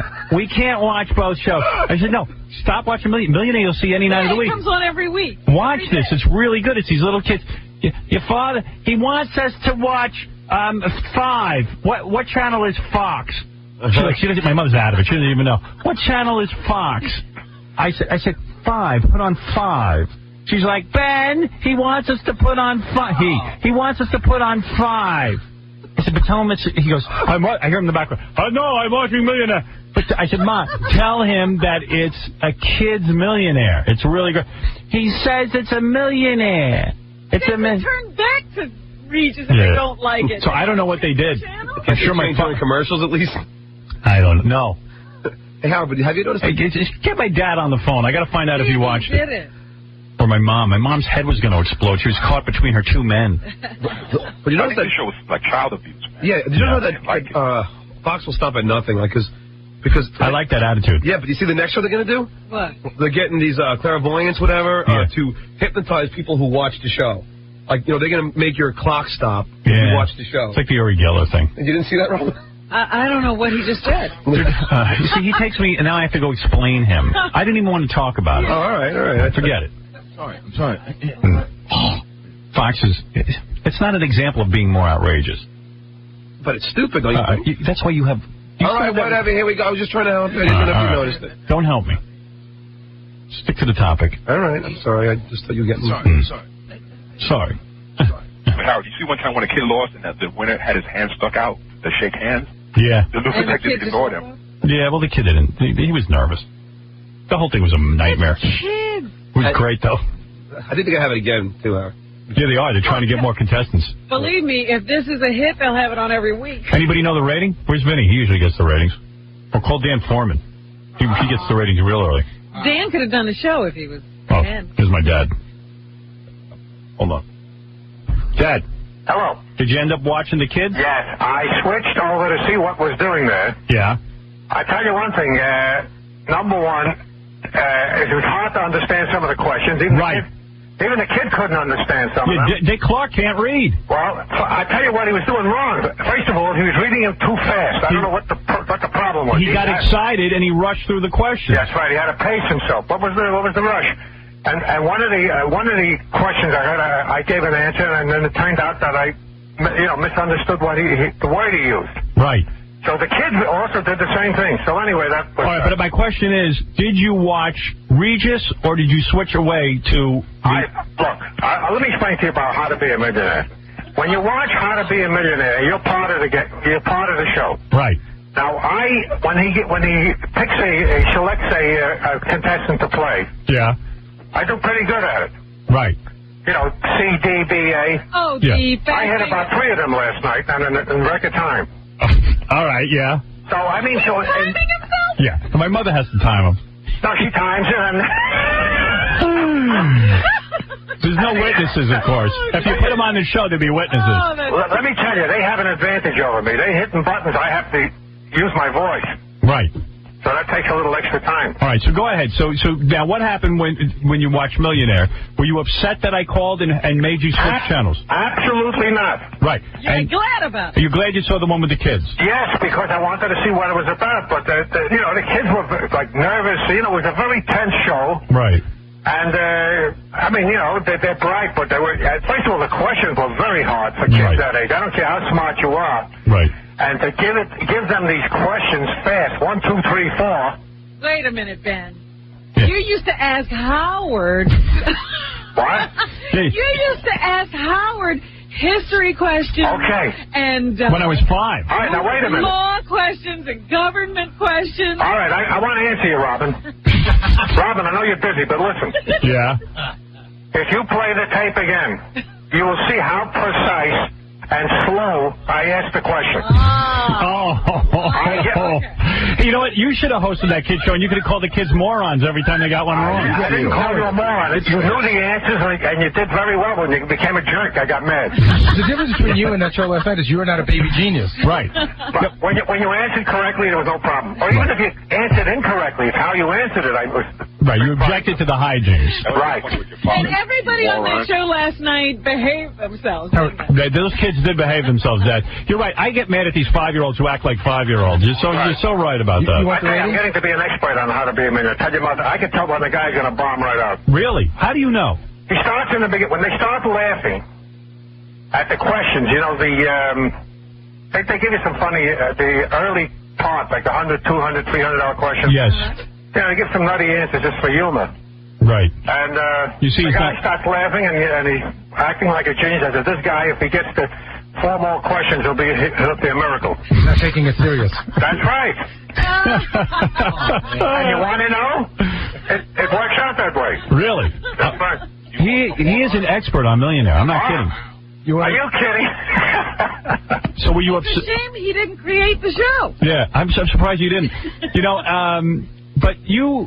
but last night you had to miss I'm a Millionaire, and it must have been uncomfortable for you. Well, I didn't stay away too long. So I, doing the commercial and stuff. But I mean, I didn't enjoy it. I mean, what's the sense of watching something if you don't enjoy it? Well, you didn't enjoy the kid thing. And it was not enjoyable because you cannot play along. And I tell you another thing. There are so many. They're starting with some of these quiz shows. I do not want to get hooked on anymore. Right. You just want to stick with Millionaire. Jeopardy and that's enough. Right. I can't dedicate my life.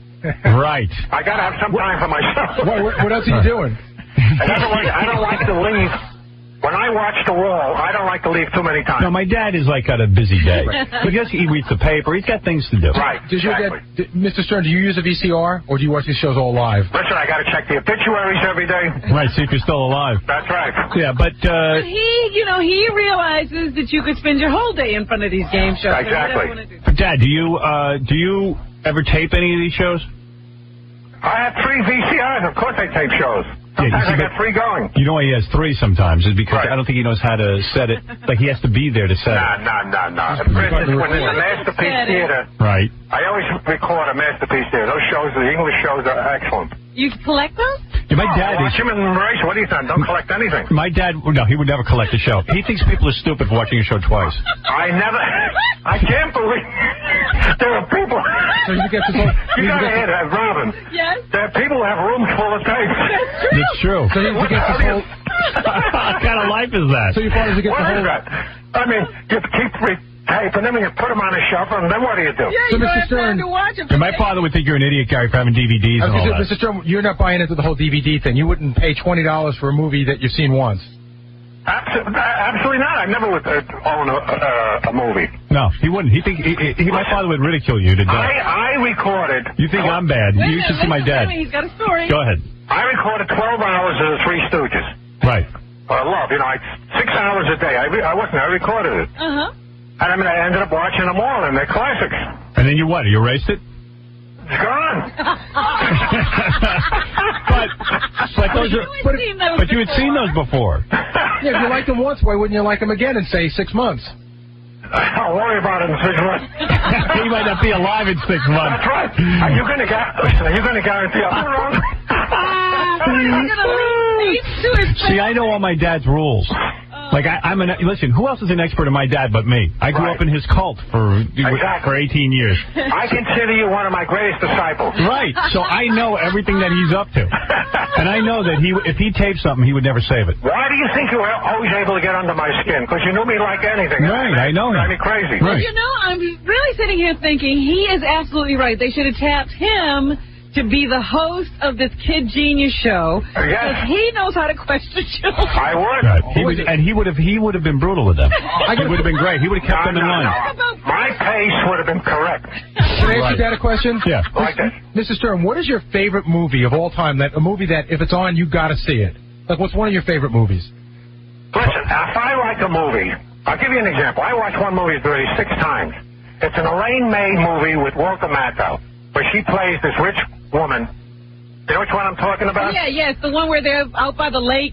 Right. Yeah. And he loses his money, and the characters in that film are so good. And she plays it so well. I mean, it's terrific. So why wouldn't you own it and watch it at your leisure instead of waiting for it to come on again? But then I'm hooked. I mean, then I have to watch it. I don't want to have to do anything. If it's in the drawer, he has to watch it. Right. You see, if you don't own it, you don't have to do it. Right. So he likes to just, when it comes on. To be on, I'll watch it. Right. He doesn't want to get hooked into it. Exactly. All right, now you know the right pace of asking these questions. What is the pace? Well, in a clear I way. would say to the kid, what time of the day is it? Right. I wouldn't say what time of the day is it. The kid don't even know what I'm talking about. No one knows what that guy is. A kid at that age, it's very hard. Even if he's a genius. Dick Clark sped through the questions. This is what I said on the air. He sped through the questions. He was really not audible. He fumbled a lot, and sometimes he asked. One time he said, "What country in America? What state in America?" It was South America. He forgot the word South. That's very important to the question. Yeah, he was as they say in Italian, oiva boodle. And did he? And let me ask Ben. Ben, did he cause some of the contestants to answer the questions improperly, in a wrong fashion? Improperly. Yes. What was the hurry? I mean, they don't have to do as much, but do it right. Right. It was a 2-hour show. It was an hour and a half. Well, okay, well, do you want to hear what the ratings were? Okay, here are the ratings, Dad. Go ahead. According to this, it was a 2-hour show, Howard. Wow. It started at 8 o'clock. Okay, Millionaire just crushes everything. So Millionaire at 8 o'clock did a 13.7 with a 22. Geniuses did a 7.2 with a 12, but even that was beat by Jag on CBS. Really? Then at 8:30, People didn't know about it. Millionaire gets even bigger. It does a 16.2 with a 25. Jag gets a little bigger, and Geniuses stays at 7.3 with a... All right, what happened at 9 o'clock? At 9 o'clock, Will and Grace, Dormant and Greg, and Geniuses are in a virtual deadlock. Okay. Yeah, I'm telling you, people were calling and saying Geniuses is good. But then by 9:30, Geniuses pulls ahead a little bit. Just Shoot Me did a 9.0 with a 13, and Geniuses wins that half hour, 10.7 with a 16. Yeah. It's a viable show. Let me tell you, that Millionaire pulls in a lot of shows. Now, like on Sunday night... Yeah, but did you hear what the ratings were? What happened is, after Millionaire went off, Geniuses went way up. Right, of course. Like Sports Night couldn't hold on to Millionaire's ratings. Dormer and Greg did a little bit, but Sports Night couldn't. Right. But it sounds to me as if Genius is enough of a difference from Millionaire that people might be attracted to it. If they didn't but you can only do it occasionally because you can't find that many bright kids. You never know. It looks like if you didn't run it against Millionaire, it might have done even better. Yeah. It did pretty well against Millionaire. In a Millionaire, there was no precise type of people. Whoever passes this test gets on. Right. Here you got to go out and hunt for these geniuses. Where are you going to find but them? they probably blew it by having 50 on all at once. They should have cultivated. You know, That's right. Run out that string. Exactly. They got dopey. Well, Dad, you've proven once again that you know everything about Millionaire. Anything you want to know. Do you answer most of the questions? I do quite. I tell you what helps me a lot. The fact that if I'm not sure and they put it up on the screen, then I can recognize it. You know, I can't remember everything. If I see it, I know it. Right. Well, have you ever gotten to $1 million without missing one? Oh, of course. What, are you kidding? I don't say I know them all. Better get home. Get on the phone. Call that 800 number. You know what they should do, Howard? No, he said he didn't know them all. Millionaire should do Celebrity Parents, and your dad could. My dad, you want to be on that show? I know Regis. I could talk to him. No. Why not? It'll be one of those nights I'll make a real fool of myself. Right. So if they call you don't know. If you're sitting at home, you're a genius. Yeah, but I got to tell you something. You could even screw up before $1,000. Sometimes they throw you one you don't know. You know, I didn't think I would enjoy that celebrity but I ended up I liked it. You did? I didn't like it. It was stupid. That last show was real. I mean, well, you know what it is? They were sitting there. I don't know if you were aware, but they were guaranteed 32. Yeah. And they didn't take it seriously. No, they allowed them to do that. That was horrible. I didn't like that. Well, but I recognized right away. As soon as they hit 32, they all shut up. Right. And Ray Romano was so stupid, he didn't realize the audience was helping anybody. Right. Right. All right, Pop. All right, take care. All right. Bye. That's my father. Regis had to say to Ray Romano, did you hear what the audience is telling you? You weren't one of his disciples. You were one of the guys he brainwashed. You have no idea. Because he's got a lot of rules. And everything is a rule. And he's firm in his beliefs. Yeah, and you better believe what he believes. Let me tell you what they did wrong. Play the tape of my dad. First of all, do you feel that the United States should remain in the United Nations, as a member of the United Nations? Howard? Yes, I really do. Is there any special reason why you feel that they should? Well, there should be peace in all the countries, and we wouldn't want any war. Because we don't want the Japs anymore. I told you not to be stupid, you moron. See, he would have been a good host. Can you imagine that? I told you not to be stupid, you moron. He said it very clearly. And the pacing was very good on that question. You know, I've seen have you ever seen the public service announcement with the mother and the kids like playing inside, and she's like, "Why are you so stupid?" And then the guy comes on and they go, "You know, verbal abuse is as bad as physical abuse. Don't abuse your children; it could ruin their lives." I'd rather my father smack me. The humiliation was endless. Because at some age you could have fought back. I used to say I felt like a eunuch in my house. Like when my dad would come home, I'd feel like I had a vagina. Because he would start yelling at me like I was a girl.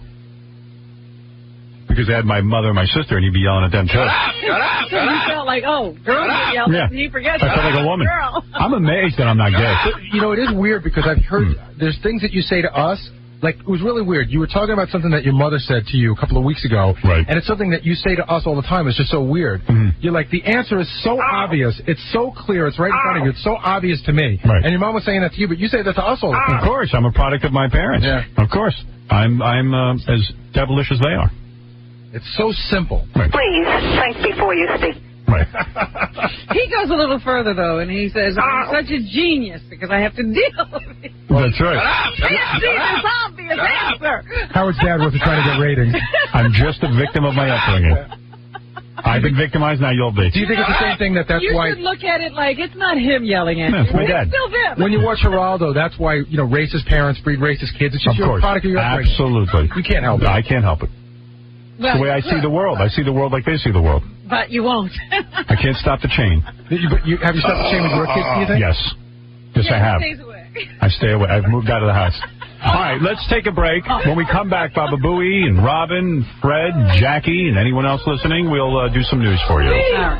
Let me ask you another question. Now, Howard, I don't want any foolish answers from you, otherwise don't answer. President Kennedy now is going around the country asking the people to vote for Democrats. He wants more Democrats in the House of Representatives and the United States Senate. Do you think that the president is doing a wise thing in going around the country asking the voters to support him by electing Democrats? First, we will hear from Howard. Yes, I do, because if we didn't, let's say, have Democrats, there'd be presidents, vice presidents, and where would the Democrats come in? What you missed here, the point that I was trying to make is the reason that the President of the United States is asking for more Democrats is that so that they will support his program in Congress by voting for the issues that he's interested in. That is the reason.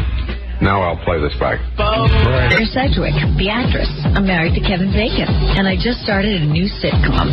Guess who needed to get out of the house? Between the kids and Kevin and his brother playing their music, I would have taken a friggin' job at McDonald's. I love Kevin, but a woman needs a break. Christ, even Howard is starting to look good. Maybe I'm exaggerating, but I'm trying to make a point. Anyway, here's Howard. Okay. Oh, I'm back. Oh, yeah. Hey, everybody. What's happening? So, we're back, and we're going to do some news for you. We're going to news you now. Give me some news. Pretty wild show today. Long show. We got to a lot.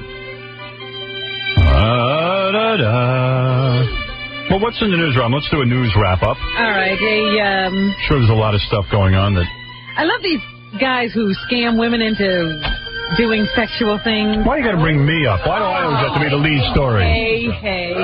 Just calm yourself down. Hey, it was nothing. This time it's not you. Oh. She was asking for it. She liked it. Remember a coffee table. Remember a few years ago there was a guy who used to call women and tell them to go grab just any guy from the street because they had their husband in sex therapy and they needed to teach him some things, and he actually got women to go out and just grab guys off the street and have sex with them? Yeah, I remember that. Well, here's a new guy. In Fort Collins, wherever that is, he was arrested on Monday in an alleged effort to dupe several women into taking part in a phony sex research survey he was doing. Right. A 45-year-old guy, what he would do was call his subjects up and claim that he was studying changes in a woman's body after orgasm. Yeah, that's a good one. Who are these? I got to meet these women who are so retarded that they fall for scams. I meet women, and they seem pretty intelligent. And I never realize how stupid they are. Well, maybe you're not talking to the right ones. I just imagine you got to get the right client for your product. Because I was married a lot of years. I need a bunch of dumb women to have sex with me. Well, here's what this guy did. He put a classified ad in a Fort Collins daily newspaper.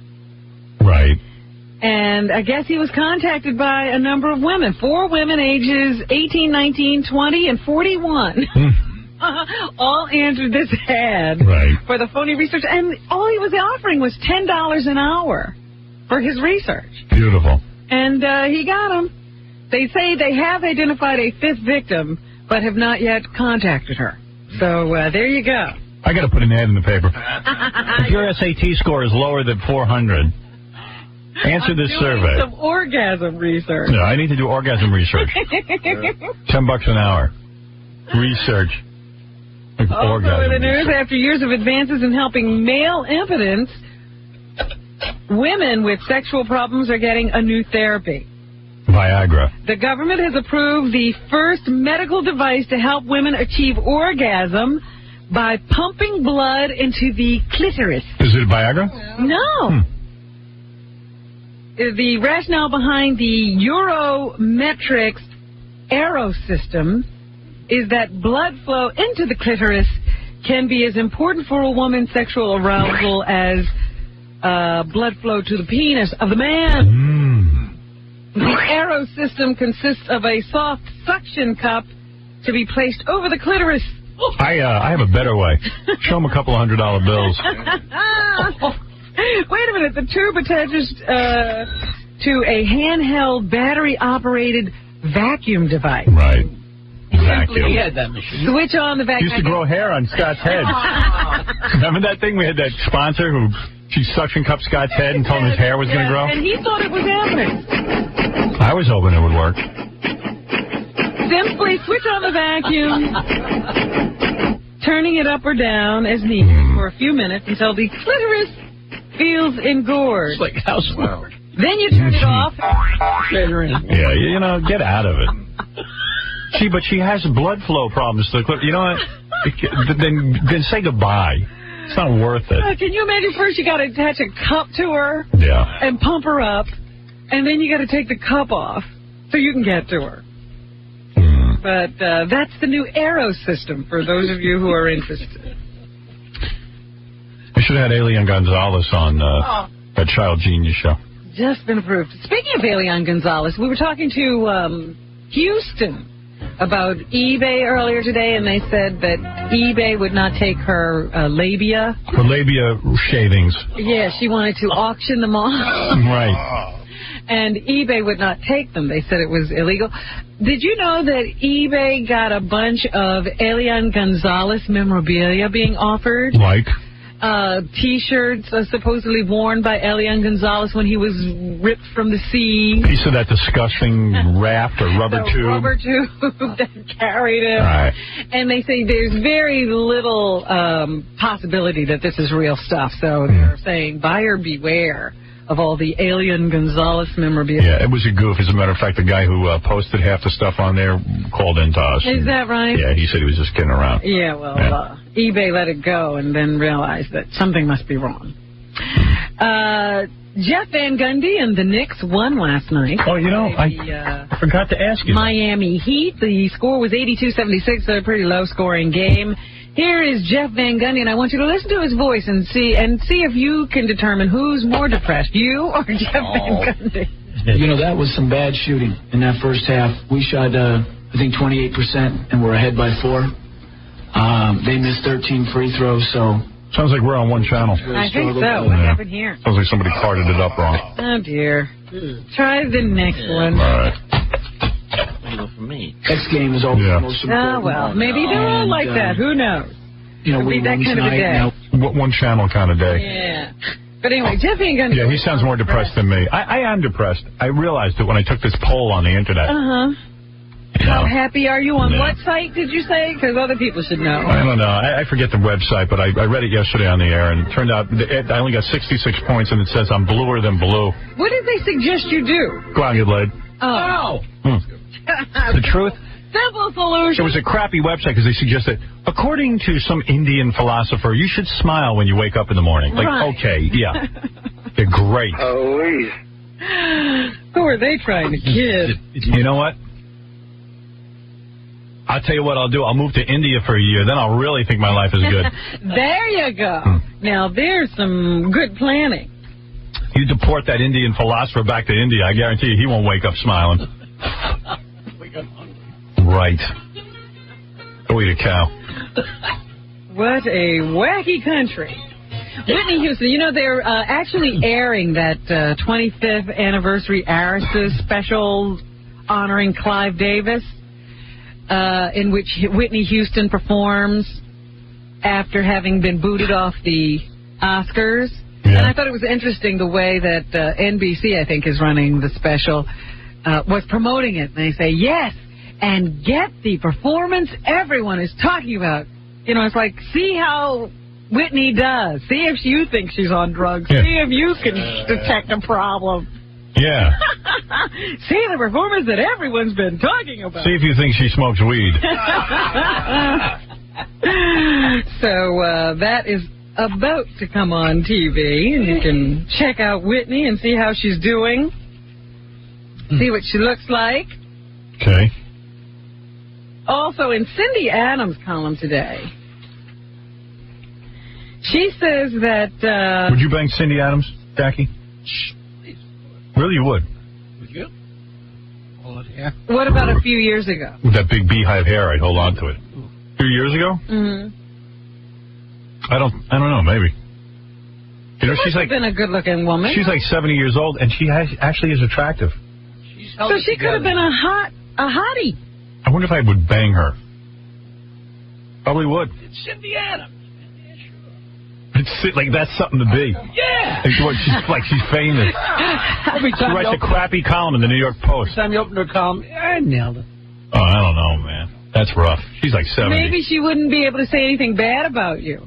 Because maybe nothing but. her, and she wouldn't want you to tell anybody. Yeah. Be good blackmail material.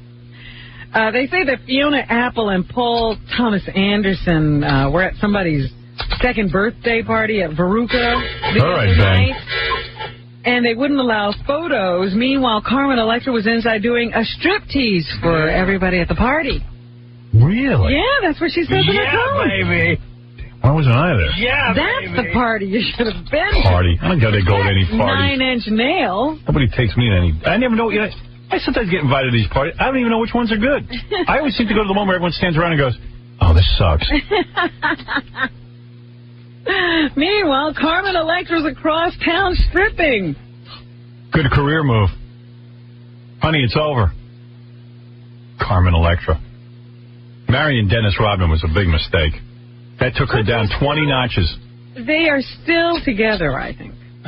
20 notches, man. Every guy wanted to bang her. Now you don't hear any guy go and he wants to bang her. Remember when people are intimidated by Dennis Rodman? Mm-hmm. They think about this big, giant, schlong. Especially when they wind up in a hotel room, both being arrested. Yeah. Depends off guys. No one wants to compare themselves to Dennis Rodman. And how crazy do you have to get to excite this woman that, you have to have the police come in and break Yeah, like what do I have to do to please her? That's just so wonderful. Sorry, I'm not in Limp Bizkit. Yeah. Friends, they're having discussions over at NBC about whether they should continue this series, and everybody who stars on the show is asking for a big raise. You want to know something? I hope they end it, and all of them are out on the street. Really? Yeah, I'm sick of it. I like the show Friends and everything, but I'm sick of all those 4 goddamn friends asking for the money. Who cares? That's enough already. Take it off the air. It's enough. Well, Liz Smith weighs in on this controversy today. You need 2 scales for her weighing in. Well, listen to what she says. NBC should demand that Courtney Cox and Jennifer Aniston put on 10 pounds each. Yeah, well, because she's a jealous. First of all, I love when people say that those girls are too skinny. I don't. They're not too skinny. They're fine. They're fine-looking women. Liz Smith should take off 10 pounds. Somebody should be making demands on her. Yeah, a big cow. 10 pounds off each leg. She says Cox looks absolutely corpse-like in some episodes. No, honey, that's what you're supposed to look like. Cox is fine. No, that's normal. But that's called being a good-looking chick. I love skinny chicks. And they say Aniston should remove the hair from her face. I go along with that. She says she looks like an Afghan. Yeah, it's really annoying every scene she's pushing the hair off her face. Yeah. And then it says that Matthew Perry and Matt LeBlanc have to promise to keep themselves in shape. So the girls are too skinny. The guys are have gotten too fat. Matthew Perry has gotten very heavy. And Matt LeBlanc has gotten very heavy. Yeah, Perry, the last time we looked, couldn't even tuck in his shirt. Next thing you know, we'll be on Friends. If you want to get ugly guys, we could be on. I could be on. She says at least David Schwimmer and Lisa Kudrow haven't gone to rack. I got to set up a website, because I could do an episode of Friends with me, Jackie, Fred, we're the guys on Friends. Uh-huh. We are so ugly. Robin and Marie. Yeah. Get some good-looking girls. Robin Radzinski. You broads have to have sex with us and stuff. Yeah, you keep trading us off. Yeah. Every week. Who are you banging this week? I got Robin this week. Which one? Both of them. Yeah, the twosome episode. Anne-Marie. I'd like to have sex with Anne-Marie. That'd be fun, too. Oh, so you wouldn't like to have sex with Robin and Robin? Oh, after I bang the two of you? Sure. I just realized I left Anne-Marie out of the mix. I'd love to take quivers for a test ride. Oh, yeah, get on the coffee table. So anyway, Liz is saying for $1 million they want to see something for their money. Right. She's got a point. People losing weight and gaining. If you're going to get $1 million an episode, try and look like movie stars. How about Liz Smith, Howard? Would I bang her? Not for all the tea in China. Let her do stuff. Yeah. She's too much like a man. Under no circumstances. You can't think of a circumstance. Baby. What, oral? Yeah. You know she'd do the deed. I don't know about that. Like what deed? Finish you the right way. Oh. I don't know, man. She's real tough on the eyes. I ain't saying I'm any beauty, but... You're not looking at you while you're doing it. That's right. Mick Jagger, he's got a problem. Well, the two Puerto Rican chicks told me yesterday that I was fine and I had a great ass. You are fine. She goes, you are fine. I wish those chicks would call in because no one believes me. You said they were both married? Yeah, and I have a witness. Ron Brick saw it. All right. My friend Ron. I have to say, I saw the funniest Ricky Lake episode. Most of the episode wasn't funny yesterday. Right. But they had this blue-collar hunks contest where all these good-looking guys who are like construction workers and firemen and stuff like that and have buff bodies, they came out in various things, and then they had the audience vote on who was the best one, and they wound up splitting it. And I saw that. The award to two guys.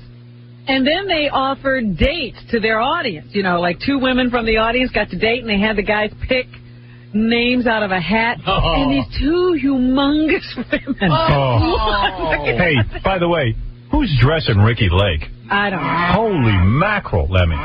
She's the same outfit every day. She's wearing tight skirts. She's fat again. I think she thinks she's still thin.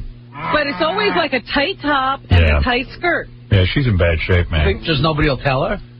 Someone's got to be dressing her. On every one of those shows, they got professional outfitters. But, you know, maybe the outfitter can't say to Ricky that, you know, she shouldn't be wearing that. Or maybe they figured out that all the fat broads that watch that show dig seeing her looking so skanky because they'll feel good about themselves. Right. But you should have seen these two. I mean, one girl was, you know, the first girl was big. And then the second girl was bigger than the first girl. And these guys are ripped to shreds. They really worked on and the guys have to pretend like the girls are nice looking. They're hugging them. Yeah, I'm going to go out to dinner. We're going to have a date. Dinner? Going to eat your hand. I said these girls are going to eat these guys. They're going to eat you. All right, what else is in the news? Anything left, Robin? Mick Jagger has a problem. He's still fighting out the whole custody and child support thing with this girl, this Brazilian girl he had a baby with. And she seems to think Mick owes her lots of money for having his baby. She wants $35,000 a month. He didn't know her. He had a one-night stand with her. She has the baby. No one told her to have the baby. $10,000 a month is too skimpy an allowance. Yeah. And they keep, screaming about how much money Mick has, and they want a financial statement from him. Oh, my God. They want to be able to get into his bank account and find out just how much money he has. Oh, my God. Isn't this a nightmare? It is a nightmare. Did you read what happened to him? He went to, like, his favorite bar in London, and he walked in the door, she was standing showing baby pictures to everybody. Oh, my God. Well, you know, he really ought to stay upright. I bet she just wanted the baby. Yeah. You know, now she needs $35,000 a month for the baby. Hey, wait, Sophie, you're the girl from the elevator? Yeah. You are not. Mira, papi, yo te quiero mucho. Oh, you so fine. Hey, Rosa, you the girl from the elevator? You really? Rosa. How come we can't hear? Hello? I can barely hear you, honey. No, this ain't the girl. Yes, it is. Howard? Where do you see him? Where'd you see me? What building? The elevator. Of what building? Howard, can you answer the question? See. What building? Now the stockbroker on. Oh, get out of here. I swear somebody said that to me. Would they do some work over at Sal's office and stop calling us? Anyway, like I said, she wants $35,000 a month. And I don't know why these judges have to take time to make these decisions. The judge says in a month month. He will make an award as to what is supposed to go on here. Right now, the woman's getting $10,000 a month. She can't seem to make ends meet on that. Honey, you still have to go out and work. On $10,000 a month, I don't even think I'd have to go out and work. No, you could live on that. Anyway, what else? Already he's giving her a living. There was the press conference yesterday that everybody knew was going to happen. George W. Bush got the endorsement of Senator John McCain after a long and bloody primary season between the two of them. So yesterday they appeared before the press together and announced that, yes, McCain is endorsing George W. Bush. He says that the most important thing to him is restoring dignity to the presidency, and he's sure that George Bush will be able to do that. George W. Bush said... How is he so sure of that? I don't know, but that's what he said. George W. said he would certainly like to have McCain's help during That's an important issue. In other words, the new president shouldn't get fellatio from interns. That's exactly what it is. Yeah. It's like no sex in the Oval Office, please. But he's sure George W. won't do that. That's great. That's what we need for... you know what? Give me the guy who gets fellatio in office and can run the country. George W. is in some kind of contraption, so he won't be able to. McCain spent a little too long in that tiger box. Well, anyway, afterwards, George W. sat with Larry King on CNN, and here's a little bit of what he had to say. Talking about restoring dignity. Larry King is the guy to go to. We came together as they're all like as people. Who did the carding today? I don't know. Yikes. All one channel. Oh, dear. Oh, dear. Oh, dear. All right. Well, what am I going to do? The big game? Oh, dear. They now have announced that they have two winners, one from Illinois, the other from Michigan, I think, for the $350 million jackpot. They say if you got a cash payment, you get about half of that, $125 million or something. And they don't know exactly who the winners are yet, but they have... Dude, you won $1. Yeah, okay. You could play another game. I might just do that. There you go. Put the money back in. So the big game numbers, I had them on tape, but I'm afraid to play them. You know what? As much as I know what a sucker game the lottery is and you're never going to win. Somebody's going to win. I still sit there when I have the ticket and I go, I'm going to win. I can't believe I got the winning ticket. That's how they get us all. I always think I do. We will only go to the store when the jackpot is humongous. Right. Why is that? Because we're insane. You know what I mean? There's no explanation for ever being in the lottery. Right. I mean, but the only way to get us is to say it's $50 billion. If we were the only people in the lottery, we'd still not win. No. You got to get the right number. That's right. Anyway, the numbers were 1, 2, 12, 33, and 37. And the big money number, the big ball number, I think was 4. No! So, there you go. Good. All right, Robin. I'm afraid, because I have all these show business tapes. Yeah, I know. I wouldn't count on it. Who Wants to Be a Millionaire? We were talking about that today and what a juggernaut it is in the ratings. Last week it was number 1, 2, 3, 4. This week it's past number 1. And number 6. Right. In the ratings. I mean, you just, please, everything you put against it. It's a good show. It is a good show. It's a concept that works. Right. A manager, one of the people who says that she won the now it's $366 million, is a Chicago gas station manager. So somebody who really needed it. And we all need that. Gas station manager. Good for him. I think it's a woman. Good for her. Boy, are we going to resent her now? All right, Robin. Well, she'll probably, spend all the money very poorly and be broke again in no time at all. Fell off the board. Right. And Prince, the artist, formerly known as Prince, is throwing open the doors of his domain. He's becoming like a country western singer.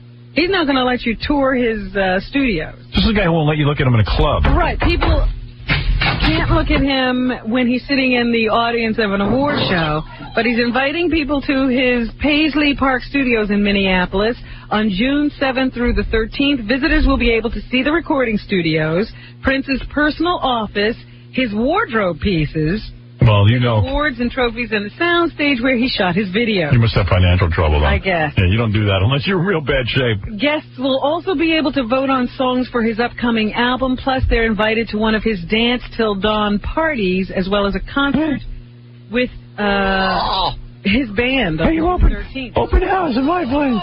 And there is an admission fee. Admission is $15 and goes up from there, depending on whether people go to the party and the concert. Right. So now he's throwing parties. This is a guy, who wouldn't let you look at him a few years ago. Now he's almost giving you dinner in his house. Right. Michael Palin, I guess, of Monty Python, is doing something called Hemingway Adventures on PBS. There's tonight. So you can check him out if you're a Monty Python fan.